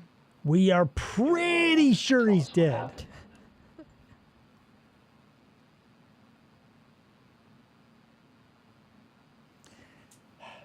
So, again, I'm of two minds. So, shocker, right? Of this dichotomatic bullshit. But like, I don't know. It just seems like again with the context of whatever came before this, before the like baseball bat of doink or the hockey stick on the knuckles of like, hey, you're a fucking murderer. It would have.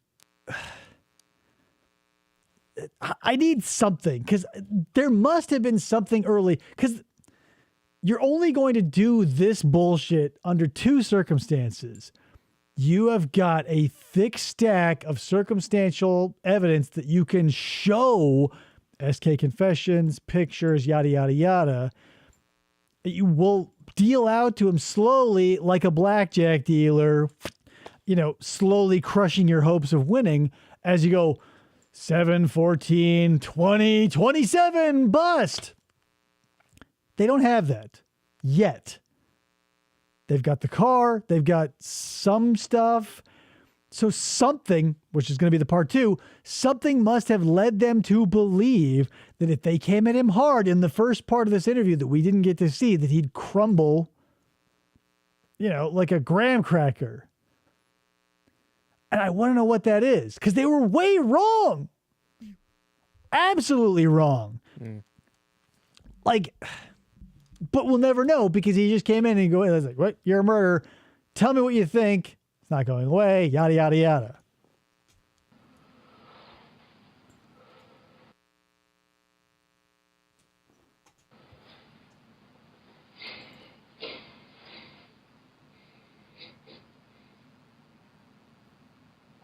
What's going through your mind right now, Mark? What you thinking about? Loudest tissue ever. Cheapest tissues. Gotta wipe away all these tears because I'm so sad. Like skating uphill. Oh. Good reference. That's a Wesley Snipes quote. I don't know if he's referencing Demolition Man, but in that movie, Wesley Snipes says, some motherfuckers always trying to ice skate uphill, which might be a saying. This tired. In Canada. Like thought anymore. Wesley Snipes, possible Canadian.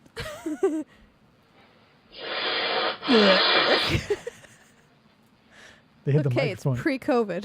in that fine. tissue. I don't think you need to formulate thought. What I think you need to formulate is the truth. There's two sides to every story. Yeah, but stories come with questions and more answers and more stories. And the other guy's dead. And when you're a bad liar, Stories come they're, with facts and you know, truth. no one's going to fund Have any those. questions? Those are very loud tissues. They're just cardboard. Well, the mic Really? is like one of the mics Oh, is right true. there. Rubbing it up. Crinkle, crinkle, crinkle. There's one interrogation where this kid is absolutely mental and he finds out that he can control the speaker or the microphone in the room and he starts fucking with it and he threatens that he'll release his bipolar at a certain point. Some Oh. mistakes are bigger than others. He killed his I saw he was like a that. bodyguard. I can't remember the case, but like a girl wanted her dad killed. She got her boyfriend and his mentally subnormal friend to beat the shit out of him with a baseball bat on the couch. And they were caught immediately. And they left him in the interrogation room for so long because he just talked to himself and he'd fuck with the thing. And it was like comedy gold, but macabre. Macomedy gold. Deal with those mistakes.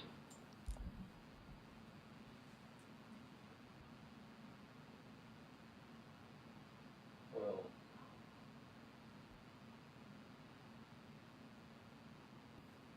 I guess my marriage is over, so I don't really have to worry about protecting her anymore. What a dickhead. Like even scumbag drug dealers will still hold like loyalty to family and their wives and children. The fact that he's like, well, fuck that bitch. Your wife's here, your mother, father. Parents in Edmonton, are they not? That's another layer. Like you think of just an autonomous person committing a crime. And then when the detectives bring up their family and their parents and shit, you go, oh my God, what the fuck?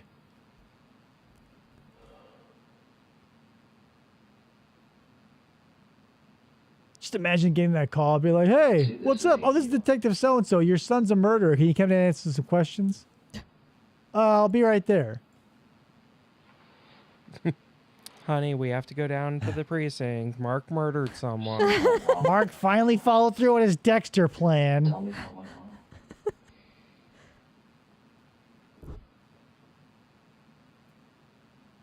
I don't know why I'm like half waiting for him to like take out a little bottle of artificial tears like actors use and like think think.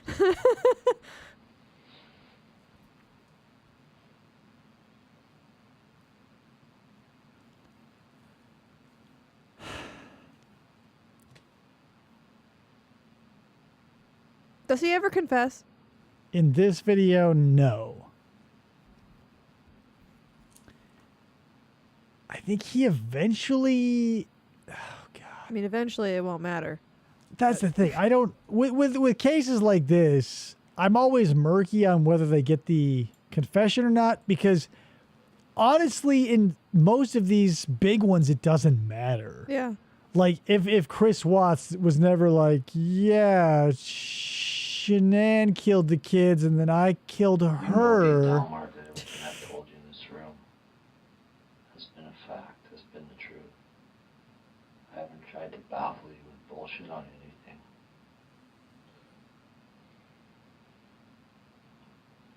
I'm just gonna stare at this And tissue. You know what? I mean, you say that, but part of me is always going to wonder. Always. He's in prison wondering right now. Was he telling the truth? That's because you watch too much TV. Thanks, Dad. We Damn. all do. this. No, I think I understand the difference. Bottom line, though, is I'm just here to get the truth. And the truth isn't always pleasant. I know that. Then nothing but the truth.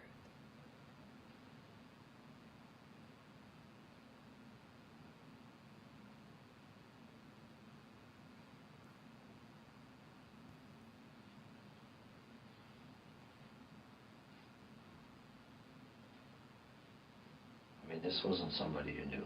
You weren't close to this fella. You didn't know what he was like. Not a family member. That's another running theme in true crime. No one killed was ever a bad person. That's true. Like the murder victim was always like, even if it's like in extremes, you can see like when, oh God, I can't remember his name, but he was like the vampire of San Francisco. He was like it was in the 60s or 70s. He was literally batshit insane and was directed by voices to do these things. So he would go and check doors, and if the door was locked, that was a sign from God that those people should be spared. Spoiler alert, he came across a door that was unlocked, slaughtered a woman and her baby, and drank their blood. Sure. And it's like, there's everything out there from this guy who, I mean, it all ends in the death of somebody. But it's so funny what we'll have to do, like gymnastics after the fact, to be like, what's an appropriate punishment for a person who might be a little sad after they killed somebody? I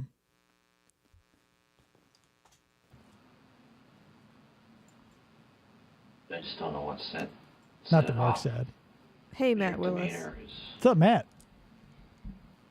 appears to be so calm.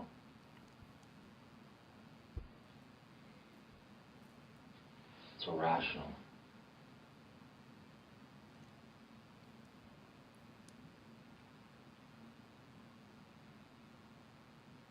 what set it off that night to set these things in motion.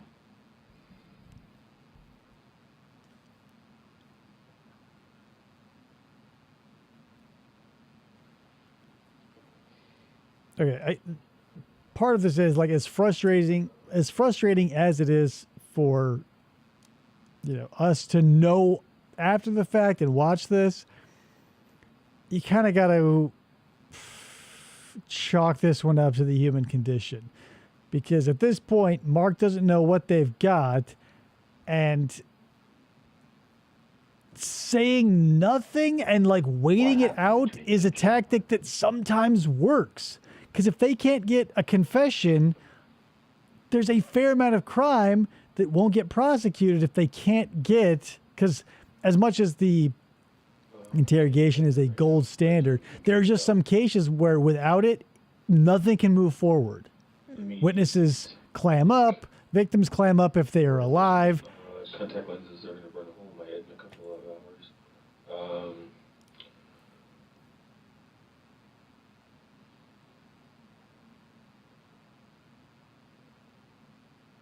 I mean, I want to get to the finish line, but at the same time, I think we should get to the finish line. consulting with a lawyer is going to be really important. You can do that at any time you want.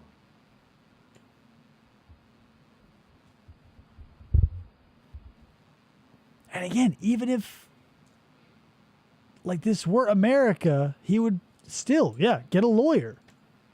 But he's still free to leave. It's not like he's being interrogated against his will. Yeah, go get a lawyer, Mark.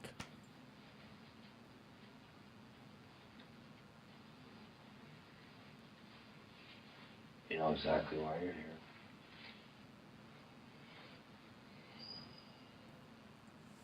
Where's the John's gone garbage missing. can for those tissues? He's got to put him in his pocket. I know your snot. They have one of those biohazard bins. They collect DNA and they go, "Oh, here's a trash can." Sure, the guy that made him go missing. Why not ask, like, why do you think it was me? Do you have something that you're not telling me that, like... The problem is twofold. Mm-hmm. If he does ask, he's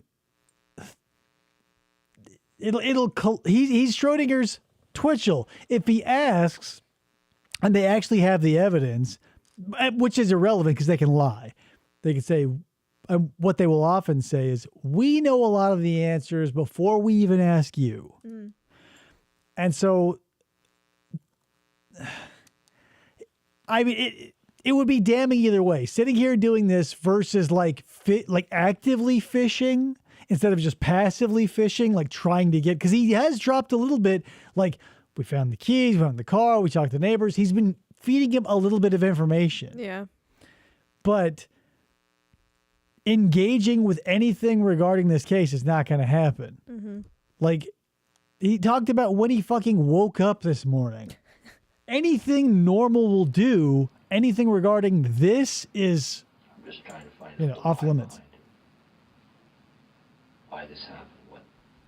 What turned it to make you? because I do not doubt for a second if they had his manuscript, this dude would have been like, "What the fuck, Mark? Look at it."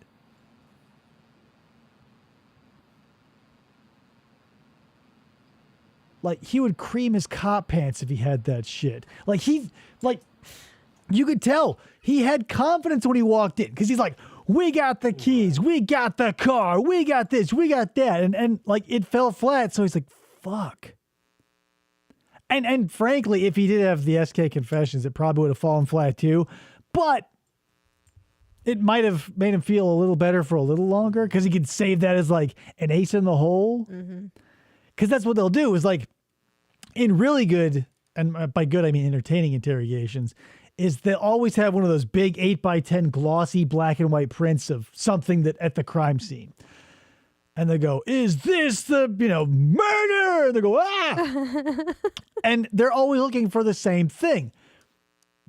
And it's not a guarantee because the popular train of thought would be if you throw a graphic murder picture in front of someone, they'll freak out and toss it away or whatever.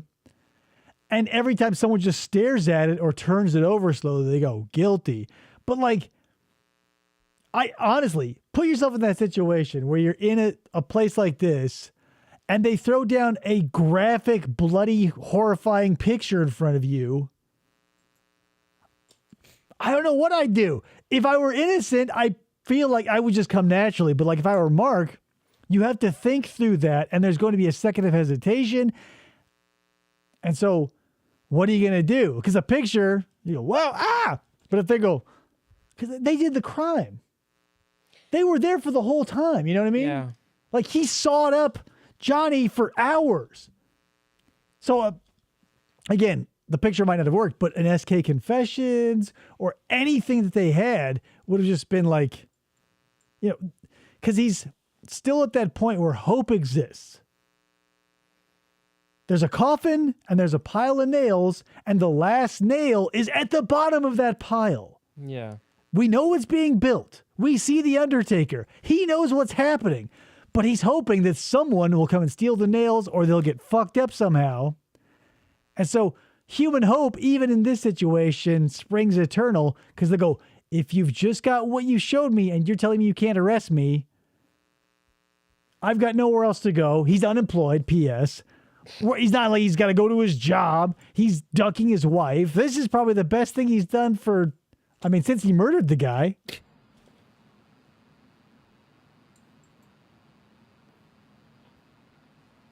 How long have you been married, Mark? Cumulatively?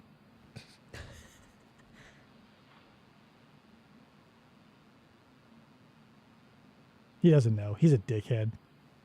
That takes him way too long to answer. I mean, if I asked you how many years you've been married. I mean, I'd have to do math, but you'd see me actively doing it. I wouldn't just be like, nope, no idea. How long were you married the first time? 4. Looks like I'll become the statistic. What a fucking stupid. Didn't expect that. Well, I think you already were a statistic when you were divorced the first time. I'm not a detective, and I came to that conclusion too. You're a murderer, Mark. Oh, looks like this marriage is over. I'll become a statistic. You were already, you're just in a smaller group. Like 50% of Americans, people, let's say, 50% of people get divorced. And another 50% of that asshole group goes on to get divorced again. And now you're just in a smaller demo. You're in the same pie, Mark. It's just a smaller slice. Your wiener's small. Well, some things you just gotta do because you realize that your ultimate Kalis' decision autocorrect is is affecting the audio because it keeps sounding like you're saying he's ducking his wife. feel obligated to have it. No, it is. He is Yeah, ducking his wife. Ducking his wife. Not saying dicking, ducking. He probably isn't doing Long-term that to his happiness. wife. Yeah. He's ignoring her calls. He's staying away. It applies. He's a murderer. Yeah, it seems like the end of the world now. But just think, in a matter of years, you'll be writing a dating profile that you'll be putting on a prison dating website, Mark. You'll tell them you like to cook, like to have fun, and just all around a good guy. Yep. Sans the murder. Philosophically. And attempted murder. You'll still get to have a sweet tracksuit.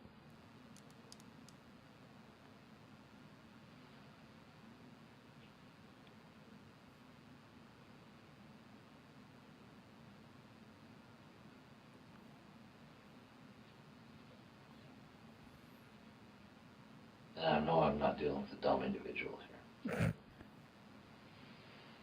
See, that's the thing. I think he's so shell-shocked, he can't even latch on to But something appeals went to wrong. his ego. Mm-hmm. Because any other time, he'd be like, oh, yeah, have you heard about day players? And you can fill that in.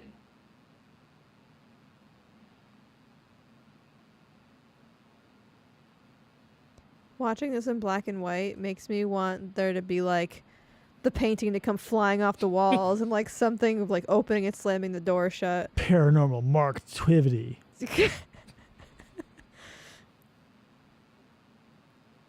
that was the twist all along. It was a demon who killed his Yeah. victim. It's in the room now. It's gonna pull all the tissues out and make a bunch of noise.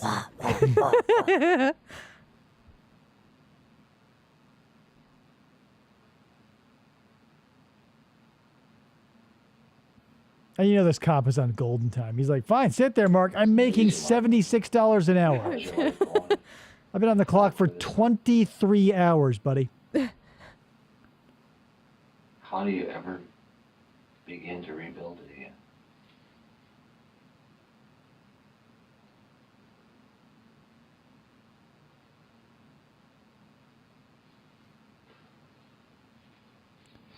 By the time they get to the car and they're just pelting with insults, it feels very justified. I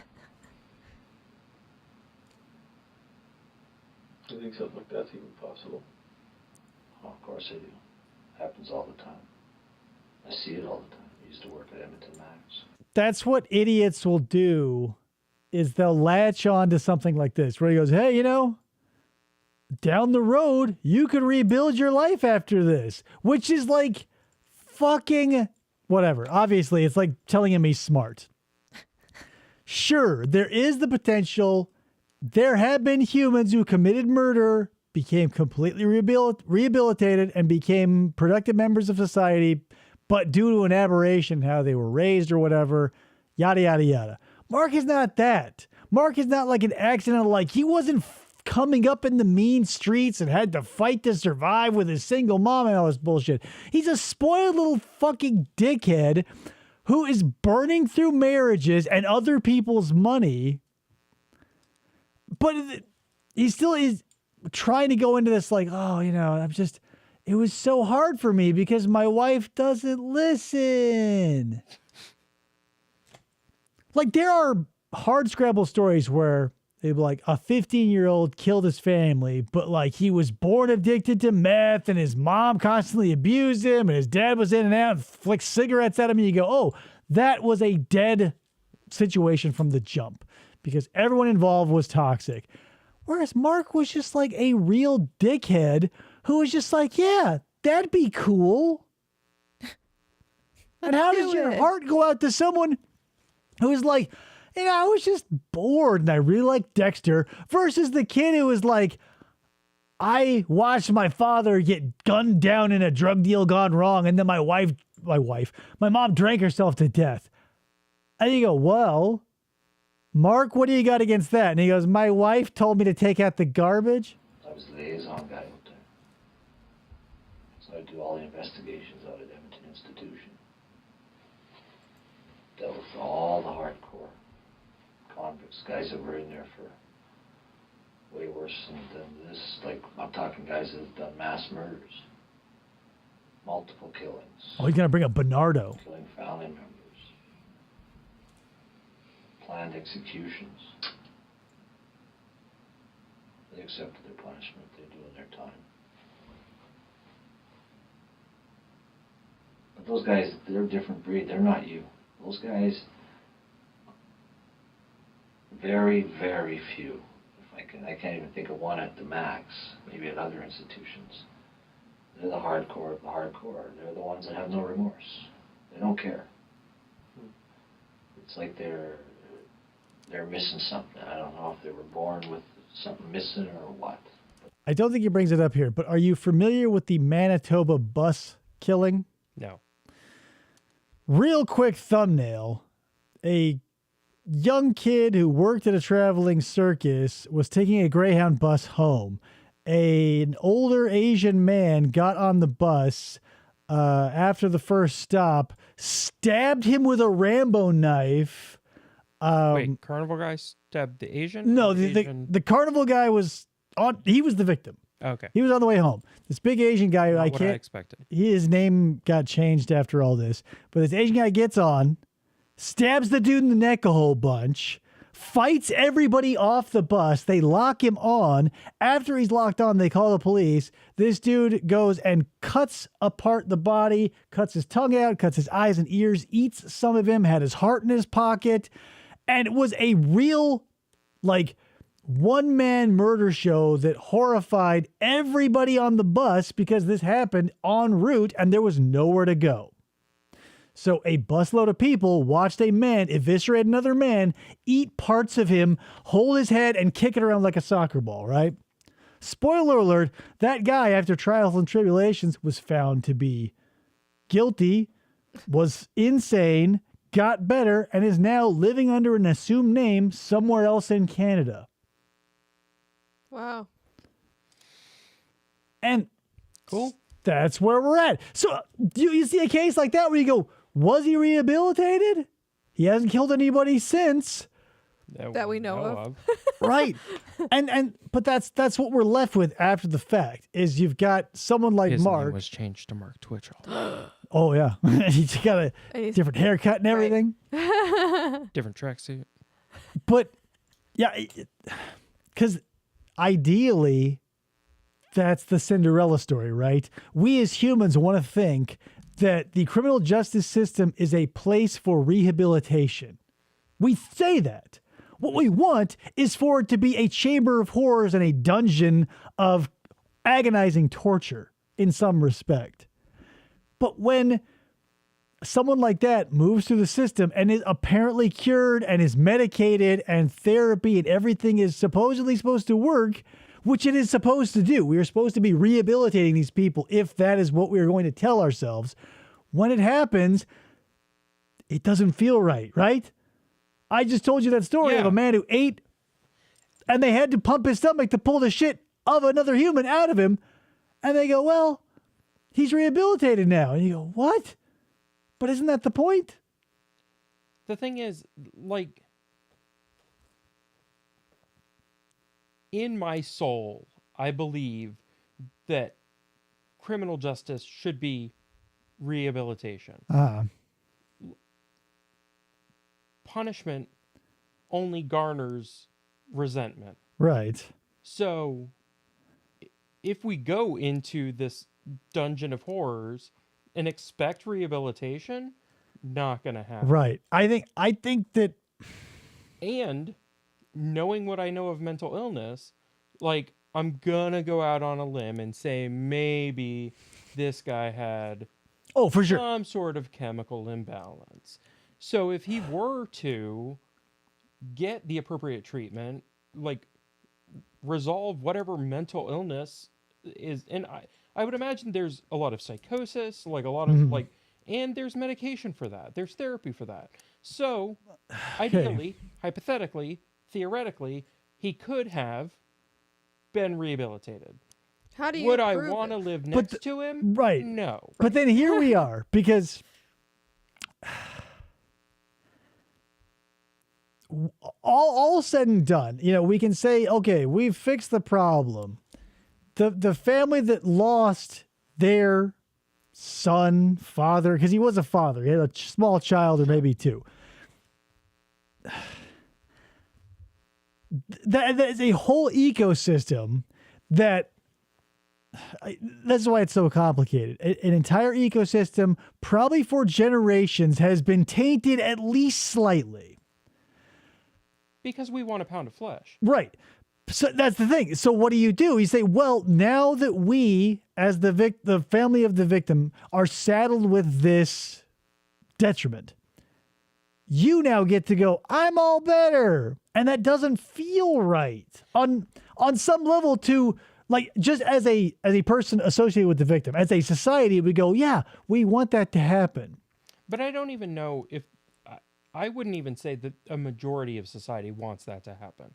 I think a majority of society wants their pound of flesh. That's what I'm saying. Yeah. Yeah. And I would say this guy on the Greyhound is the other end of the spectrum from Mark Twitchell.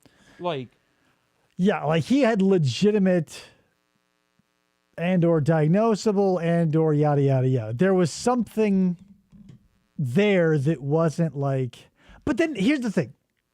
Not that I want to get too deep in the weeds, but every mental illness, whether it stems from a chemical imbalance or a lifetime of neglect, you can say, well, this is where I personally find the issue to get muddy. Because like like Nicholas Cruz, the Parkland shooter, and since his parents are dead, you can say, well, there was no guiding force, but all these kids who go out and shoot schools or shopping malls or Walmarts or murder members of their family. I know that we don't want to acknowledge and appreciate the entirety of reality. We want to go, this person's bad, they did a bad thing.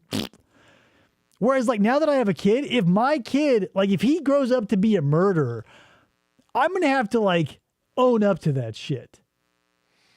Like, it's one thing because there will be instances where somebody snaps, nobody saw it coming, and that just happens. There are bouts of schizophrenia that flare up, or this, that, or the other, that there was legitimately no warning signs. But there are so many cases in which friends and family just ignore red flag after red flag, and the part of me that wants that pound of flesh wants that pound spread out to all the people who made that happen, or at least made it available. Yeah. But then you had to kill everybody. But I think there's, again, like, there's a huge spectrum between Greyhound bus guy and this guy. Like, this guy, psychologically speaking, my theory is anybody who murders someone has some sort of mental illness. Like, normal, like, socially adapted, baseline, mainstream people don't murder people. So there's something psychologically going on here where he is mentally unstable. Again, attempting to murder one person and then actually murdering a second one, to me, is very different than having a psychotic break and hacking a guy on the Greyhound. Right.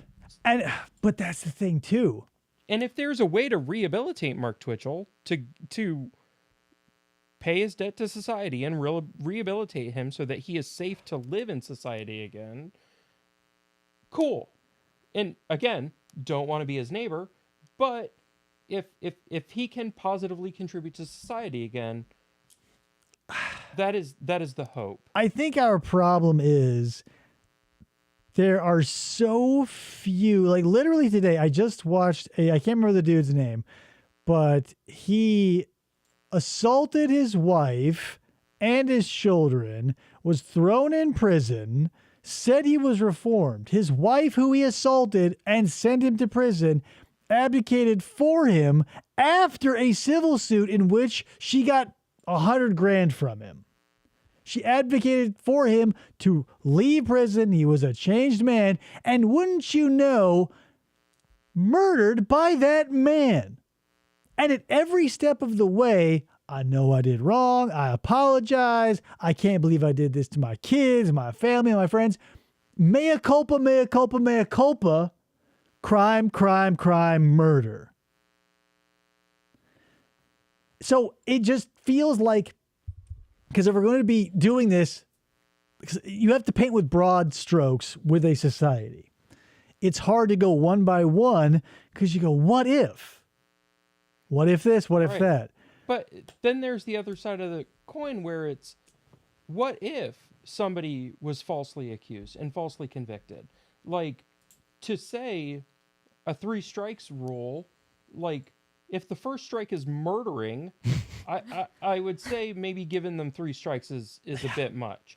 But, like, I also don't want to incarcerate someone for life for simple possession of weed. Right. Which is, that's just it. Is like, since we blow smoke up each other's asses, and we all like to pretend that the criminal justice system is something with logic behind it. We like to just say, yeah, like, it's this. If it, like, we just view the government and all of its parts as a machine. Criminal justice system, the prison system, laws passed. It's just like, this is a machine that would work perfectly without humans in it, except humans make up every aspect of it. And we're constantly befuddled that we can't all agree on what's proper for every person everywhere. And the sad fact of it is, you know, when you plow a field, there's going to be a bunch of golfers out there who didn't intend to get chopped up who do. And as callous as it is, like, that is the collateral damage of an imperfect system. And it will perpetually be imperfect because humans are involved. And that's the thing. Futurama illustrated this better than I've ever seen. Maybe you've seen the episode where they talk about evolution. You have the snake and the frog. Okay, well, moral of the story is you have the snake and this frog, and the snake eats the frog. In the next slide, the frog has evolved some defense against how the snake ate it and eats the snake. And it's just this thing going back and forth where snake, frog, snake, frog, snake, frog. Sure. That's what it is. And it if you can come to terms with that, realize that we can have a lot of fun conversations about the essence of humanity. But if you're the type of person who says there is a winning side, no, sorry. It's just not. I understand we're going a lot of collateral damage in the meantime. We're going to want to always push toward a perfect system, but there's no perfect system. But then, I mean, we're just doing our best. Right. But to take that a step further, like, either you become nihilistic and then it's like, F it all, like, what's the point? Let's rape and murder and rob and all that. Or we can still keep working. Right. And that's the thing, though. The slippery slope argument doesn't... It feels like as legitimate as a gateway drug. Because, like, it's complicated, and it just feels like... But I would hope that the guy who was rehabilitated and then murdered his wife will never see the light of day again. Like, right. Well, I would have hoped that Miranda would have gone to jail after his first thing. We would have gotten just the Miranda rights out of him, and he'd still be in prison, alive, and doing the things he does. But he got out time after time after time, and it was like, I don't want to say like mob justice, because I don't know how many people were involved, but he definitely got, something at the end of a knife. And did he deserve it? That comes down to the person. That's also the imperfect part of the system, because we know that the system is imperfect, and we know that paying your debt to society isn't always enough. Like, I just got finished watching I Am a Stalker on Netflix. Okay. And they essentially do a case study of 8 different people who are convicted stalkers. And they're talking to them while they're like in prison. So it's like a lot of them, like, it's, I did this bad thing, I got caught, I know I screwed up, I'm ready to get out. Because stalking isn't one of those things where you're going to be convicted for life. Right. So you're going to get out eventually. And there is the potential to reharm. And all these other people are going to be victimized when you're released. Right. Because there's going to be that psychological torture of behind every door, behind every corner, like that person may still be there. And we're behind that 8 ball of like, because, all the, gotcha cases, we get in hindsight. Yeah. We go, nobody saw this coming, or literally everybody saw it coming and no one did anything. But with the benefit of hindsight, we can go, God damn it. Of course, our shortcomings. But that's how life works. There is, humans are great at setting up fences, and we also love throwing ourselves against it to test for weaknesses. And you're not going to know, like when we were talking about art with Benji. Art is just like any other system. If you release it to the public, let's say a bunch of kids, and they rip it apart, they'll show you all of your weaknesses. Sure. And when you patch those up, you release it again, they'll find more, because that's what we do. Right. And that's all we can hope for, is just we find a hole, we fill it in, but we can't go preemptively making piles in case a hole shows up. Sure. And that's what feels so frustrating, is you go, well, God damn it, they get to murder with impunity, but we've got to go through this red tape. I mean, Yeah. otherwise it's like, you And- know, witch burnings and shit And again. We're also back to creating more holes. I mean, as a society, like, oh, we don't like this law, so we're just going to change it. It's like, Yeah. Or well, that was working for us. Why are we changing it? or we'll modify it, like the aforementioned, oh god, I brought it up earlier, but like there was a kidnapping case where a woman was abducted, she had a cell phone, she was thrown in the back of a trunk and like talked with the 911 operator, and by the grace of God and the skin of her teeth was saved before she was abducted fully and murdered, because that was this dude's utter plan. And so, yeah, we know now, and we all probably should have known, that kidnappings can happen. But what happened after this, we go, whoo, avoid it. Instead of patting ourselves on the back and being like, hey, good news. For once, the 911 operator wasn't a fucking idiot, and the police stepped up when they should. We go, instead of doing, wow, crisis averted, we go, no, we're going to pass a law, another law among the myriad, that details this highly specific situation that will result in a much stricter punishment if, and then, and so on, and blah. So instead of being like, yeah, we did it, which they did, they saved a life. Right. They then go and make another bundle of red tape and bullshit, and that's when we celebrate. Because we're celebrating because if it happens again, we'll really get to nail that asshole. But the one who showed the shortcomings, like Miranda, skates. Yeah. What do we do? I don't know. Let's get back to Mark. They don't have that remorse, like the remorse syndrome. They don't have it. They don't have a conscience. Like you, Mark. They don't care about anybody. To them, killing somebody means nothing. I mean, those are the worst of the worst. Those are the ones you deal with out there all the time. Yeah, But that's not you. right. It You're must a be swell guy. It must be rough, Not that type of like person. talking about this other straw person with every quality you've got.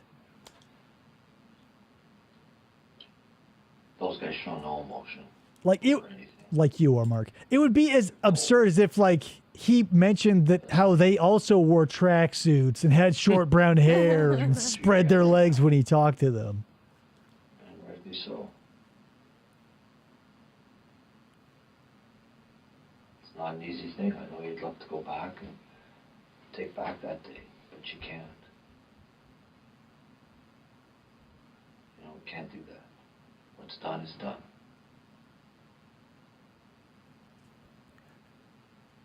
Personally, I think that's the worst part of this. When, like, let's say before Mark did his thing, right? And like the first guy got away and he was still sort of in la la land and playing make believe. At some point when he got the upper hand of Johnny, it must have like a hair's trigger been like click. We're like, this is the point of no return. Right. When shit gets real. We've all had instances like that where you were doing something and shit got real.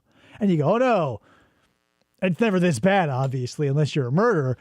But like that point, I don't know. He's so dead inside if that even made a blip on his radar. But like that point of no return where you go, this is it.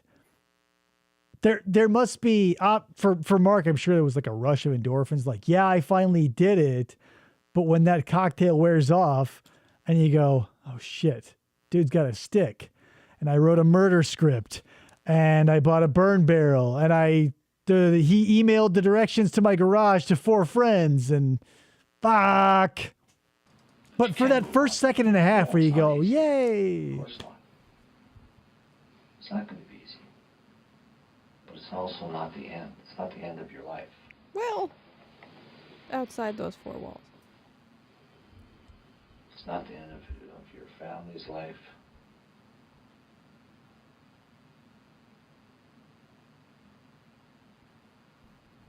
I'm sure you're still going to want to see your daughter one day. Real quick, this is almost the opposite of like, so when like, the Colonel Williams case? No. He was a big Canadian general who raped and murdered 3 of his subordinates. and they used his wife to extract a confession perfectly. He was so invested in his wife and making sure she had little to no stress regarding his horrible crime spree that spanned decades that they were like, do we rip up your house looking for evidence, or are you just going to tell us where the underwear is? And he's like, okay. And it worked. Good for them.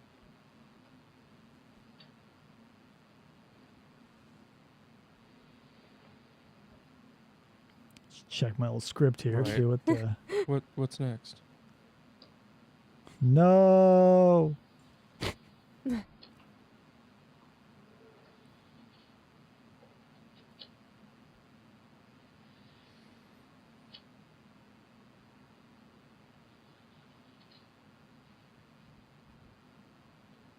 My deepest desire is one day, like, every police station sponsors like Heartbreaking a had nothing to do with this. bring a random dumbass to work day, and I get to go in and sit in one of these interrogations.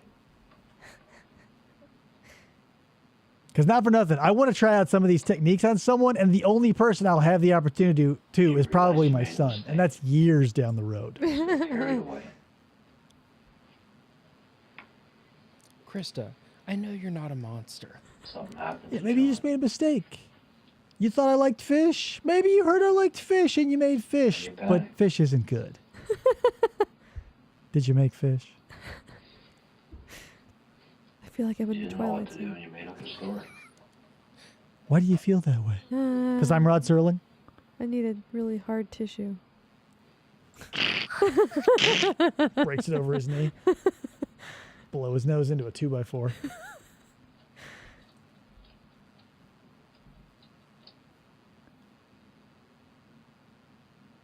I mean, the irony of this is you could probably make a movie out of this one day. Oh my god. There's an irony. Did you write a manuscript by any chance? Like a rough draft or an outline you may have deleted? Can I get a video camera in my cell? Yeah, Mark Twitchell is huge on TikTok. Canadian prison TikTok. Something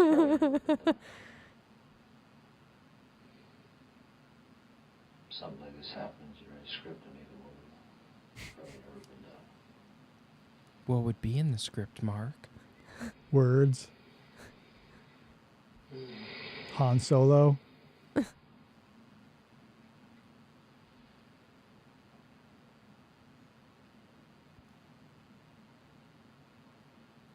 Well, Mark, I told you were free to go 45 minutes ago. You think you're Are you ready to leave yet?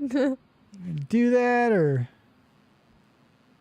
But again, since like a dozen Canadian officers are ripping apart everything he owns right now, I'd let him sit there. Things are going to change for you now, and you know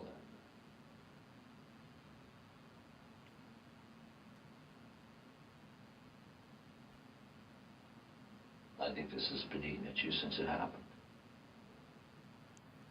6 days ago. Again, if I saw a narcissist like this, I would just give up appealing to emotion. Right. Appeal to ego, appeal to vanity, appeal to anything but their ethics and or moral fiber. I would just leave. Because it's like trying to strangle water. I can't say that I do. I cannot feel that anymore.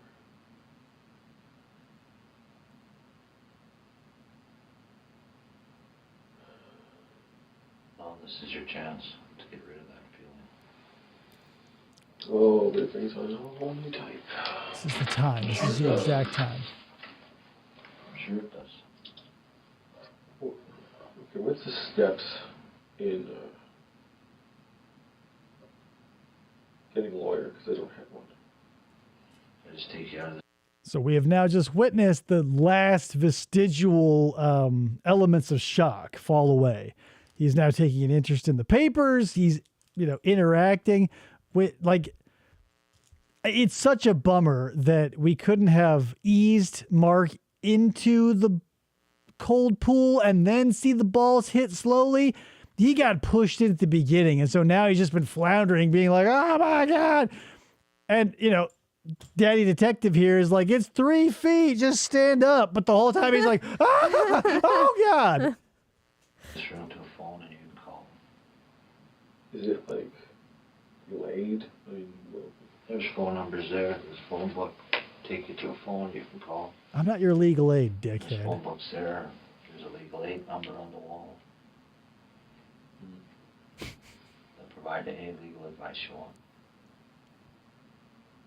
They'll probably tell you the obvious shit. If you wanna Shut your call mouth. Any specific lawyer you know, there's white and yellow pages there. If this were a movie not written by Mark, what you'd see is like just like a smash cut to a lawyer, bunch of books and shit, fancy desk. He's on the phone. And he goes, "Oh, hey, Mark. Yeah, I think as long as you didn't sit in an interview room for over an hour acting like a weirdo, we got this on lock." And you cut to Mark, and he's like in the fucking paper jumpsuit in the jail, being like, But what if I did do that? Here's the thing. click. The lawyer hangs up the phone. He's Grace.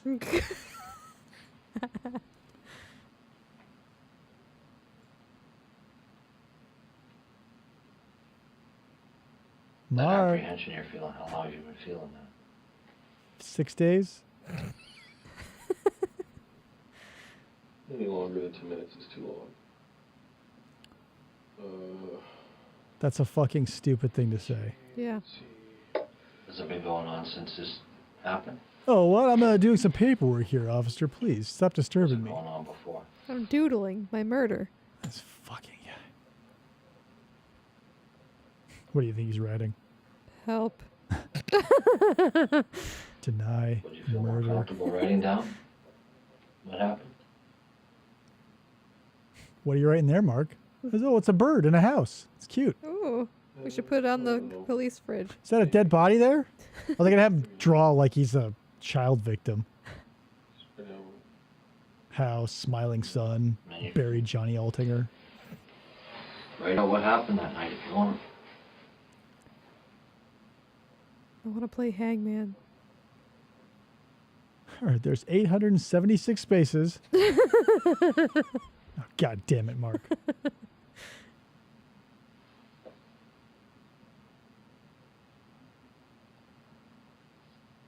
Don't you think it's right? The moral thing to do to get back to his family? You know morals, right, Mark? Okay, detective, I'm X and you're O's. If I win, I get to leave. If you win, I still get to leave. Because that's what I can You're free do. to go, Mark. I don't want to play tic-tac-toe with your dumb ass.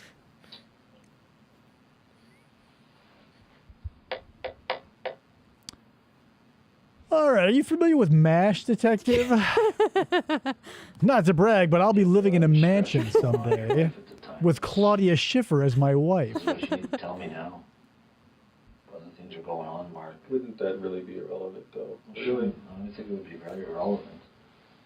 What do you think? Hold on, I got to take this. I'm a very important guy.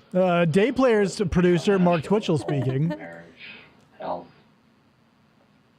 I don't know. A lot of things go on behind closed doors.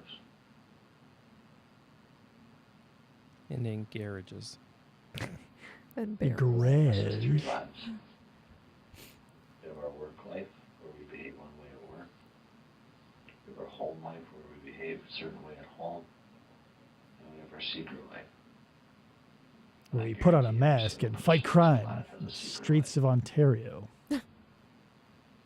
Or commit them, like you, Things Mark. we do that maybe they want other people to know that could be good or bad. They don't always have to be good. They don't always have to be bad. This isn't the first interrogation when a detective brings up like a secret or private side that everybody has that is dark. And every time they bring that up, I go, what's your fucking dark side? What is it that a cop secretly thinks about that they're now trying to dangle in front of the suspect? Because you know they're calling to their mind all the weird shit that they do. But they go, diplomatic immunity or whatever.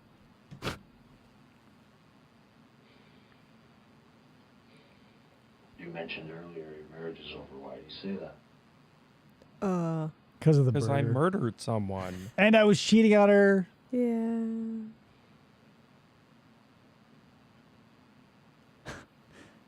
Nah, don't answer that, Mark. I get it. It's complicated. Have was actually thinking about telling you, but it's just so freaking complicated. It'd take you hours just to go through that. Even in his defeat, he's like, you're so stupid. It would take me, smart Mark, so long to explain it to you. It's just easier for me to sit here and pout like a 3-year-old bitch. Mind listening. That's Mark Twitchell. So smart, he's a bitch. No, I'll just pop in a quick game of Snake here. 2008, by the way. What's been going on in your marriage to make you say that? I think it'd be hilarious if like his phone went off and it was like Metallica chirp tone. Beep, beep, beep, beep, beep, beep, beep, beep, beep, beep, beep. I paid $3.99 for this. Which I think should have called some legal place. Figure out what that is first, and if that's the case, I'll just call them instead of going through a phone book. You want to make this call in front of me, Mark? Like, my lawyer wants to talk to you. How absurd is this? You calling your wife? Mm-hmm. Want me to leave you while you talk to her? No, I think we're best friends, so...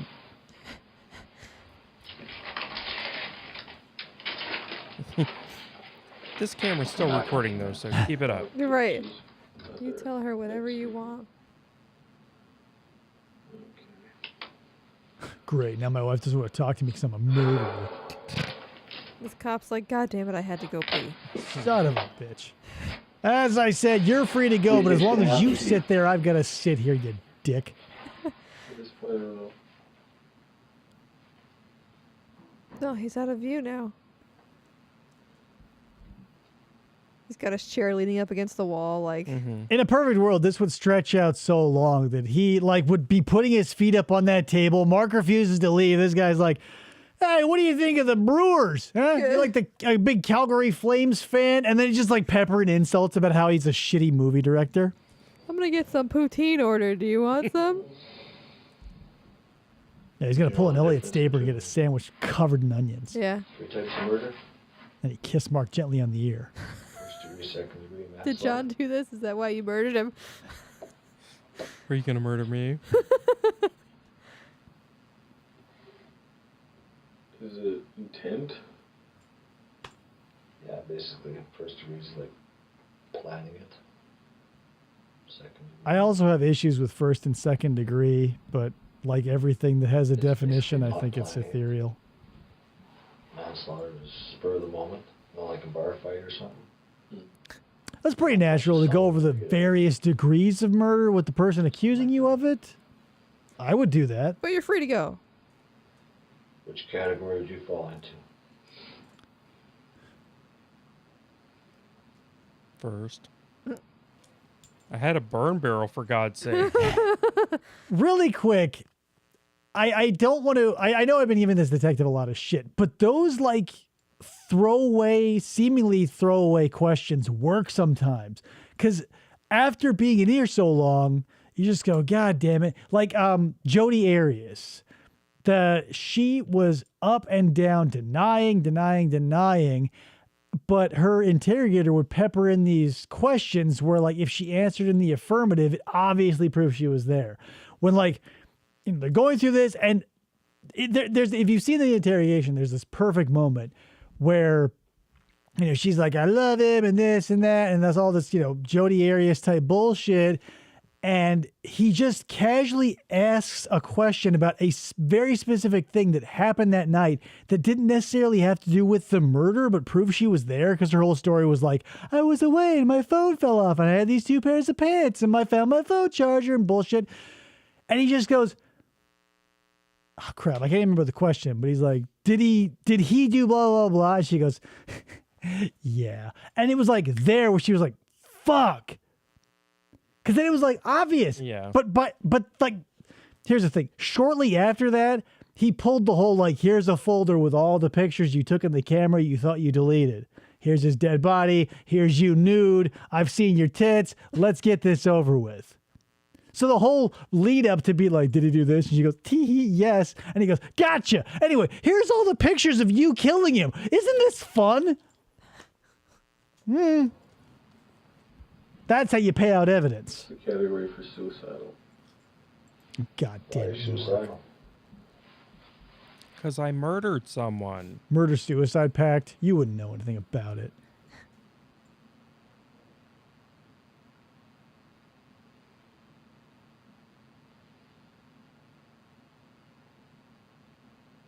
P.S. No one who's ever contemplated like self-destruction tosses it off that casually. I mean, I'm sure it happens, and then people go through with it. But by and large, like if you're serious about it, you don't be like, well, maybe I'll just self-harm, and then use that like what? Like, it just feels like so tone deaf because everybody knows someone who's depressed, and I guarantee you probably know someone who's had dark thoughts like that. And unless you're like a 12-year-old who has no concept of real life and likes to do edgelord shit and shock value, or like, I'll kill myself. You never. Like, no one's going to be like, oh, you know what? I was going to kill myself, but I ended up catching MASH instead. Shut up, Mark, you piece of shit. What's the category for self-harm? I should be put away for that. Someone else did that bullshit too. Shit. That guy in Texas. You know that's going to happen. That one guy in Texas. Fuck, I can't remember, but he like traveled across state lines to kill his wife's ex-husband and his new wife. And he was found immediately because he like had a minor accident and got his car stuck in a ditch, which unraveled the whole fucking plan. And this FBI officer or some dude is in this dude's face being like, what the fuck? He's like, why were you traveling across state lines? And why do you think the FBI is involved? He's like, why do you think this shitstorm is falling on you? And he's like, I don't know, unless suicide's on the FBI's radar. I wanted that big, meaty FBI agent to raise his ham hock hand and slap 7 shades of shit out of that fucking moron to be like, yeah, I traveled across the state line to kill myself, and the FBI gave so many shits, that's why I'm in an interrogation room right now. With a dude with this much hair on his head, this far from my face, screaming and spitting. Because I wanted to kill myself. You got it. Anyway, his name was Tim something. I'll think of it later. There's no way to sugarcoat that or to sweeten that up. Then, But is that any reason to take your whole life? Come on, Mark. You're the failed Dexter murderer. That's something to be of.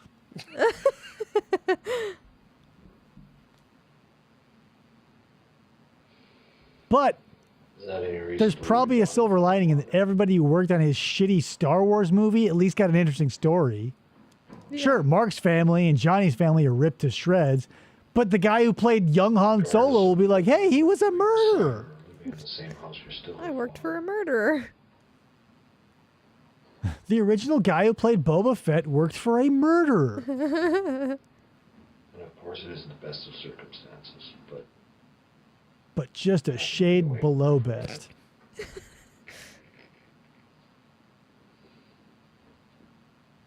there will come a time when you'll be back to see her. She wouldn't be back to see her if you took your own life. I mean, Then you'd never 25 years or never. Know the real you. I mean, even then, like, Jesus The Christ, real you man. is not this person You can tell he's not a that did therapist. this. It's John. You know that. I mean, I want to say that, like, this is so early in profiling that maybe interrogation techniques weren't where they are today, but it's like a blink in history. Yeah, it's not that long ago. Oh. Bingo. Oh, this is the, so this is Giles Tetrialt. This is his first victim.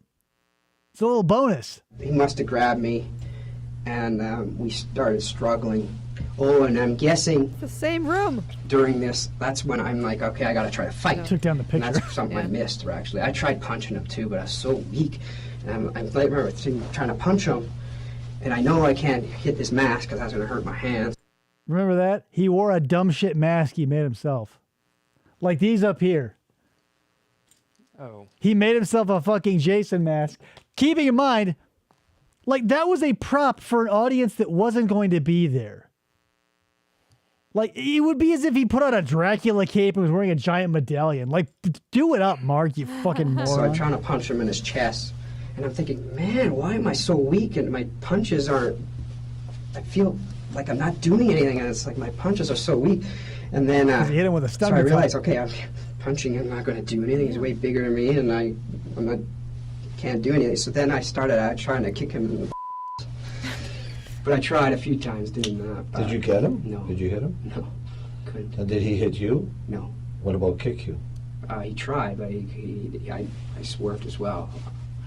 So I... Like, is this an all-out intense battle, or is it... So, like, Mark Twitchell is so fucking incompetent that with the element of surprise, a stun baton, a mask, and a fake gun, this man, who's way shorter than Mark, was able to fight him off, having literally no benefit that Mark had, and he had them in spades. Yeah. Utterly incompetent. Like... No, that's the thing is, like... Couldn't even land a punch. This is the whole thing. This is what I'm thinking. While I'm doing this, this guy, he had... If he was more professional, he could have killed me right away. Like, right when I walked in, I didn't see him. He could have hit me over the head with a bat, a baton, or anything. Yeah. He could have knocked me unconscious right away. And I don't know why he did that. His whole plan was to use this taser thing on me first. And that was stupid on his part. But he had many chances to kill me. He never did. So he had that's why I thought afterward all this happened, he had a bigger plan for me. I thought maybe he was going to handcuff me and take me somewhere and do something. So real quick, this also shows, or not shows, but it sort of illustrates the fact that Mark Twitchell is shit at thinking on the fly. Because also planning. Yeah, it's shit at planning, but he was so married. Because here's the thing. He wanted to do to him what he did to Johnny, which was knock him out. Because like in Dexter, when Dexter gets the murderers, they get knocked out and they wake up on the table. Right. He was so married to having him unconscious to wake up on the table so he could do his bullshit little song and dance that was probably what stopped it. Instead of going for like a lethal amount of force, which he could have exerted over this man. Yeah. He goes, no, I need to. And, you know, some people are angry at him for not reporting it because he didn't. Did he know? He didn't know it was Mark, though, right? No, he got catfished the same way. He was on Plenty of Fish, followed the directions, showed up, did this. And they'll get to it, but like he just, and then like, but again, like shock and it, like he realized that he probably could have been killed. I can't imagine what that would be like to go through. So I can't hold it against him for not being like, I was catfished. Cause again, it's 2008. And like, was that even a term? I don't. It just feels like 2008 might be the time period where you walk in and go, I met a girl off the internet, but she was a murderer. Where like it would just be like some dumbass Irish cop being like, "Oh, get out of here! I'll box your ears." Like it just feels like we're not old enough to be like that's completely out of the realm of possibility. But there probably are enough people to be like, it's just the internet, stupid. Right. So you're now trying to punch him, you feel weak, you're trying to kick him, you're not connecting. Yeah, that's when he goes, well, since you're not cooperating, this is the way it has to be now. And then he starts punching me in my left side of my face.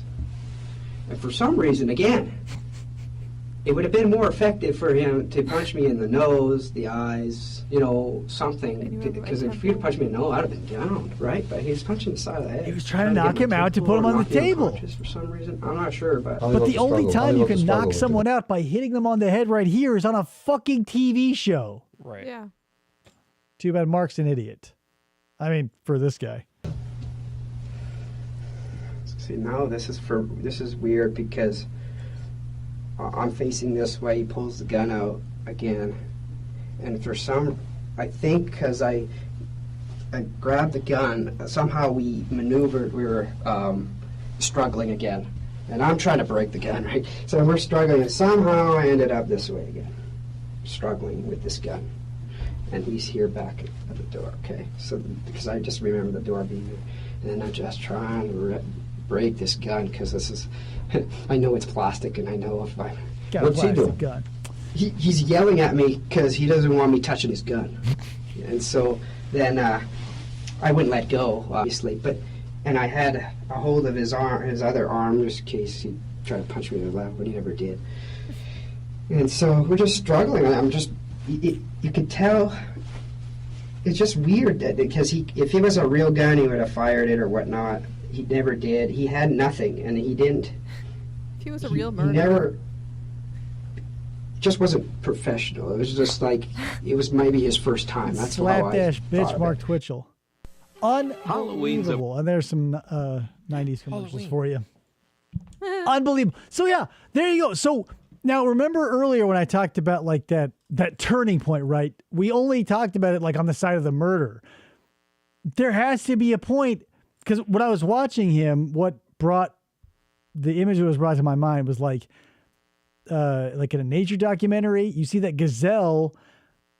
You've probably seen a million pieces of footage like this, where or a big alligator will lock onto something like a wildebeest. You're like, oh my God, all is lost. And the thing, but then, they live in that hair's breadth where sometimes they kick just right and they get away, and they go, oh my God, that was almost the moment where it was like, but then you see like the gazelle running away from a cheetah and one foot slips, boom. Right. So like, I don't know, it's that bizarre confluence of like getting what you want and losing everything, both clicking over at the same time, both realizing that, because you're never going to see or hear an animal vocalize what that is like. Right. And there he is doing it. Giles was the gazelle. That cheetah could have got me if they just planned better. Seriously, Had a like real gun. Right. Yeah, like if the alligator was just a little lower in the water, I probably wouldn't have seen it as good, and then I would have died. But and that's the thing, you can be flippant after the fact, because oftentimes the worst things that happen to us are the funniest things to our friends later. And what else are you going to do than to be like, yeah, I was almost murdered. Ha ha ha ha ha ha. Like, wow. I'm in therapy now. Let that shit sink in. Woof. And then, because that's the thing, that probably happens a lot of the time. Like there are near abductions and near misses like that all the time. And if the person doesn't go on to commit any major crimes or become well known, you just go, whoa, what would have happened? Whereas Giles would be like, yeah, confirmation 100%. The next guy died. It blew up, like closing all sine waves that, yeah, I would have died. Mm-hmm. It wasn't like things got dicey and I wasn't sure. Right. In the moment, yeah, not sure. But when the detectives are like, hey, did this happen? This guy died suspiciously similarly to how you were lured. And you go, Jesus. Wild. Anyway, Tony, thanks for coming on the show. You're wearing your shirt. Let's talk about your products.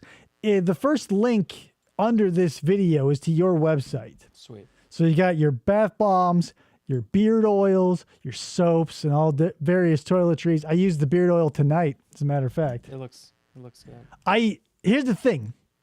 Sometimes, since I wear a lot of these beads and stuff, I'll use your beard oil to anoint because wood oil will dry out. So I put oil on it. And like that's like, I love your grow formula smell. I don't know what's in it. I don't want to know because it'll ruin the surprise, but it's one of my favorite scents. It's on the bottle.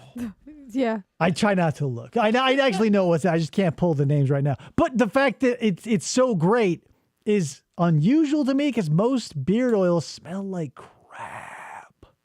They'll be like really pine really tar oily. heavy or real patchouli. Ugh. And here's the thing too, especially if you're a new beard owner, you're going to fall into that weird no man's land where you go, okay, a little oil is good, but a whole lot is good. And then you catch yourself in a reflection out on a sunny day and your beard is like dripping. It's so wet. And you go, what the fuck? That's the thing I like about your beard oils. It's not very heavy.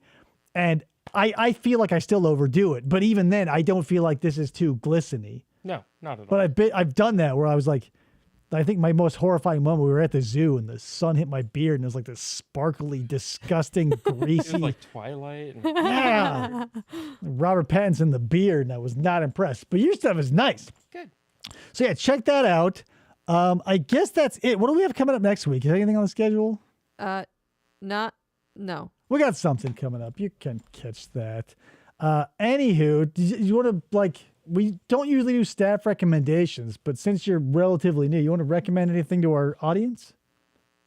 It can be self-serving, even though we already plugged your wares. What, like?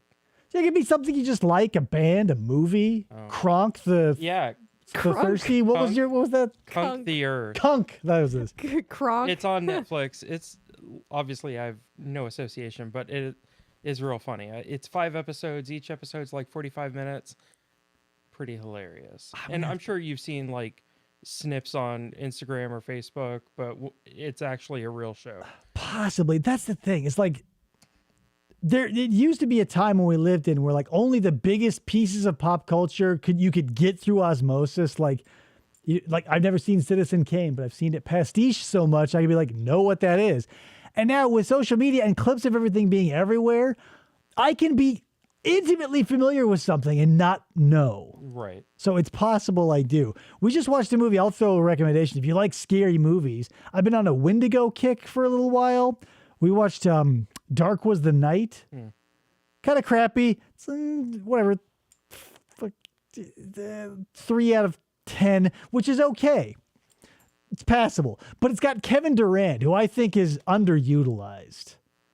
He was the guy that I was like, who is that guy? I've seen him before. He played the Blob in Wolverine. He's been in a bunch of stuff. He's a very he reminds me of like he kind of looks like Nick Cage's older, more put together brother. Yeah. What was the show that he was in that we watched that you were like, he was in this? The Strain. He was in The Strain. But anyway, I really like him as an actor, but he's in like the worst fucking roles. Like as if like Steven Seagal without the irony. He's just trying his best, and he keeps landing these sort of middle of the road, like where Steven Seagal's like shooting everything from a chair. I'm gonna recommend watching the documentary autobiography movie called Val. Val Kilmer's story. That's and pretty like good. Yeah. I literally think about it every day. Like I don't know what it was about it, but it like I didn't know he had throat cancer. I didn't know he had the whole tracheotomy. Val Kilmer's an interesting character because he's part of that old guard of Hollywood. Yeah. Now that everything is decentralized and you can be famous in one of a zillion facets, like movie stars, they're going away, and it's interesting to see as they sort of age out. Because like you look at Val Kilmer today versus Tom Cruise today, and you see him in Top Gun, and Val Kilmer looks like one of those dried Applehead dolls that your grandma would make, and Tom Cruise still looks like, Tom Cruise. mostly a human. But yeah, so we're watching the old guard fall, and that's the sad thing about Val is like he was one of those dudes who threw himself into every role.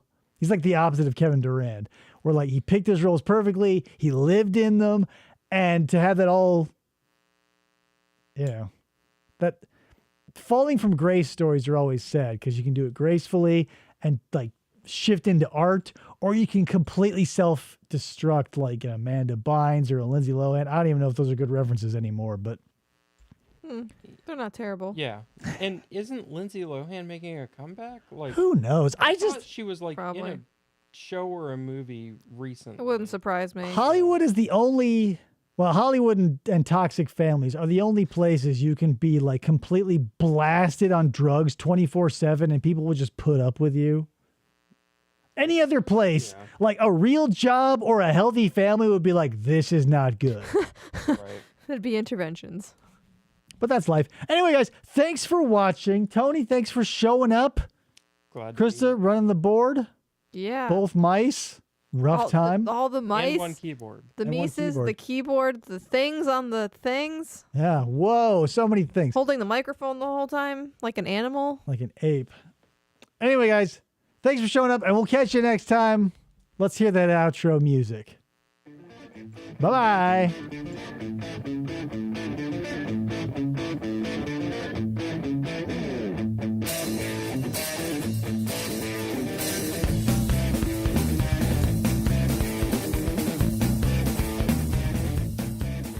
for this.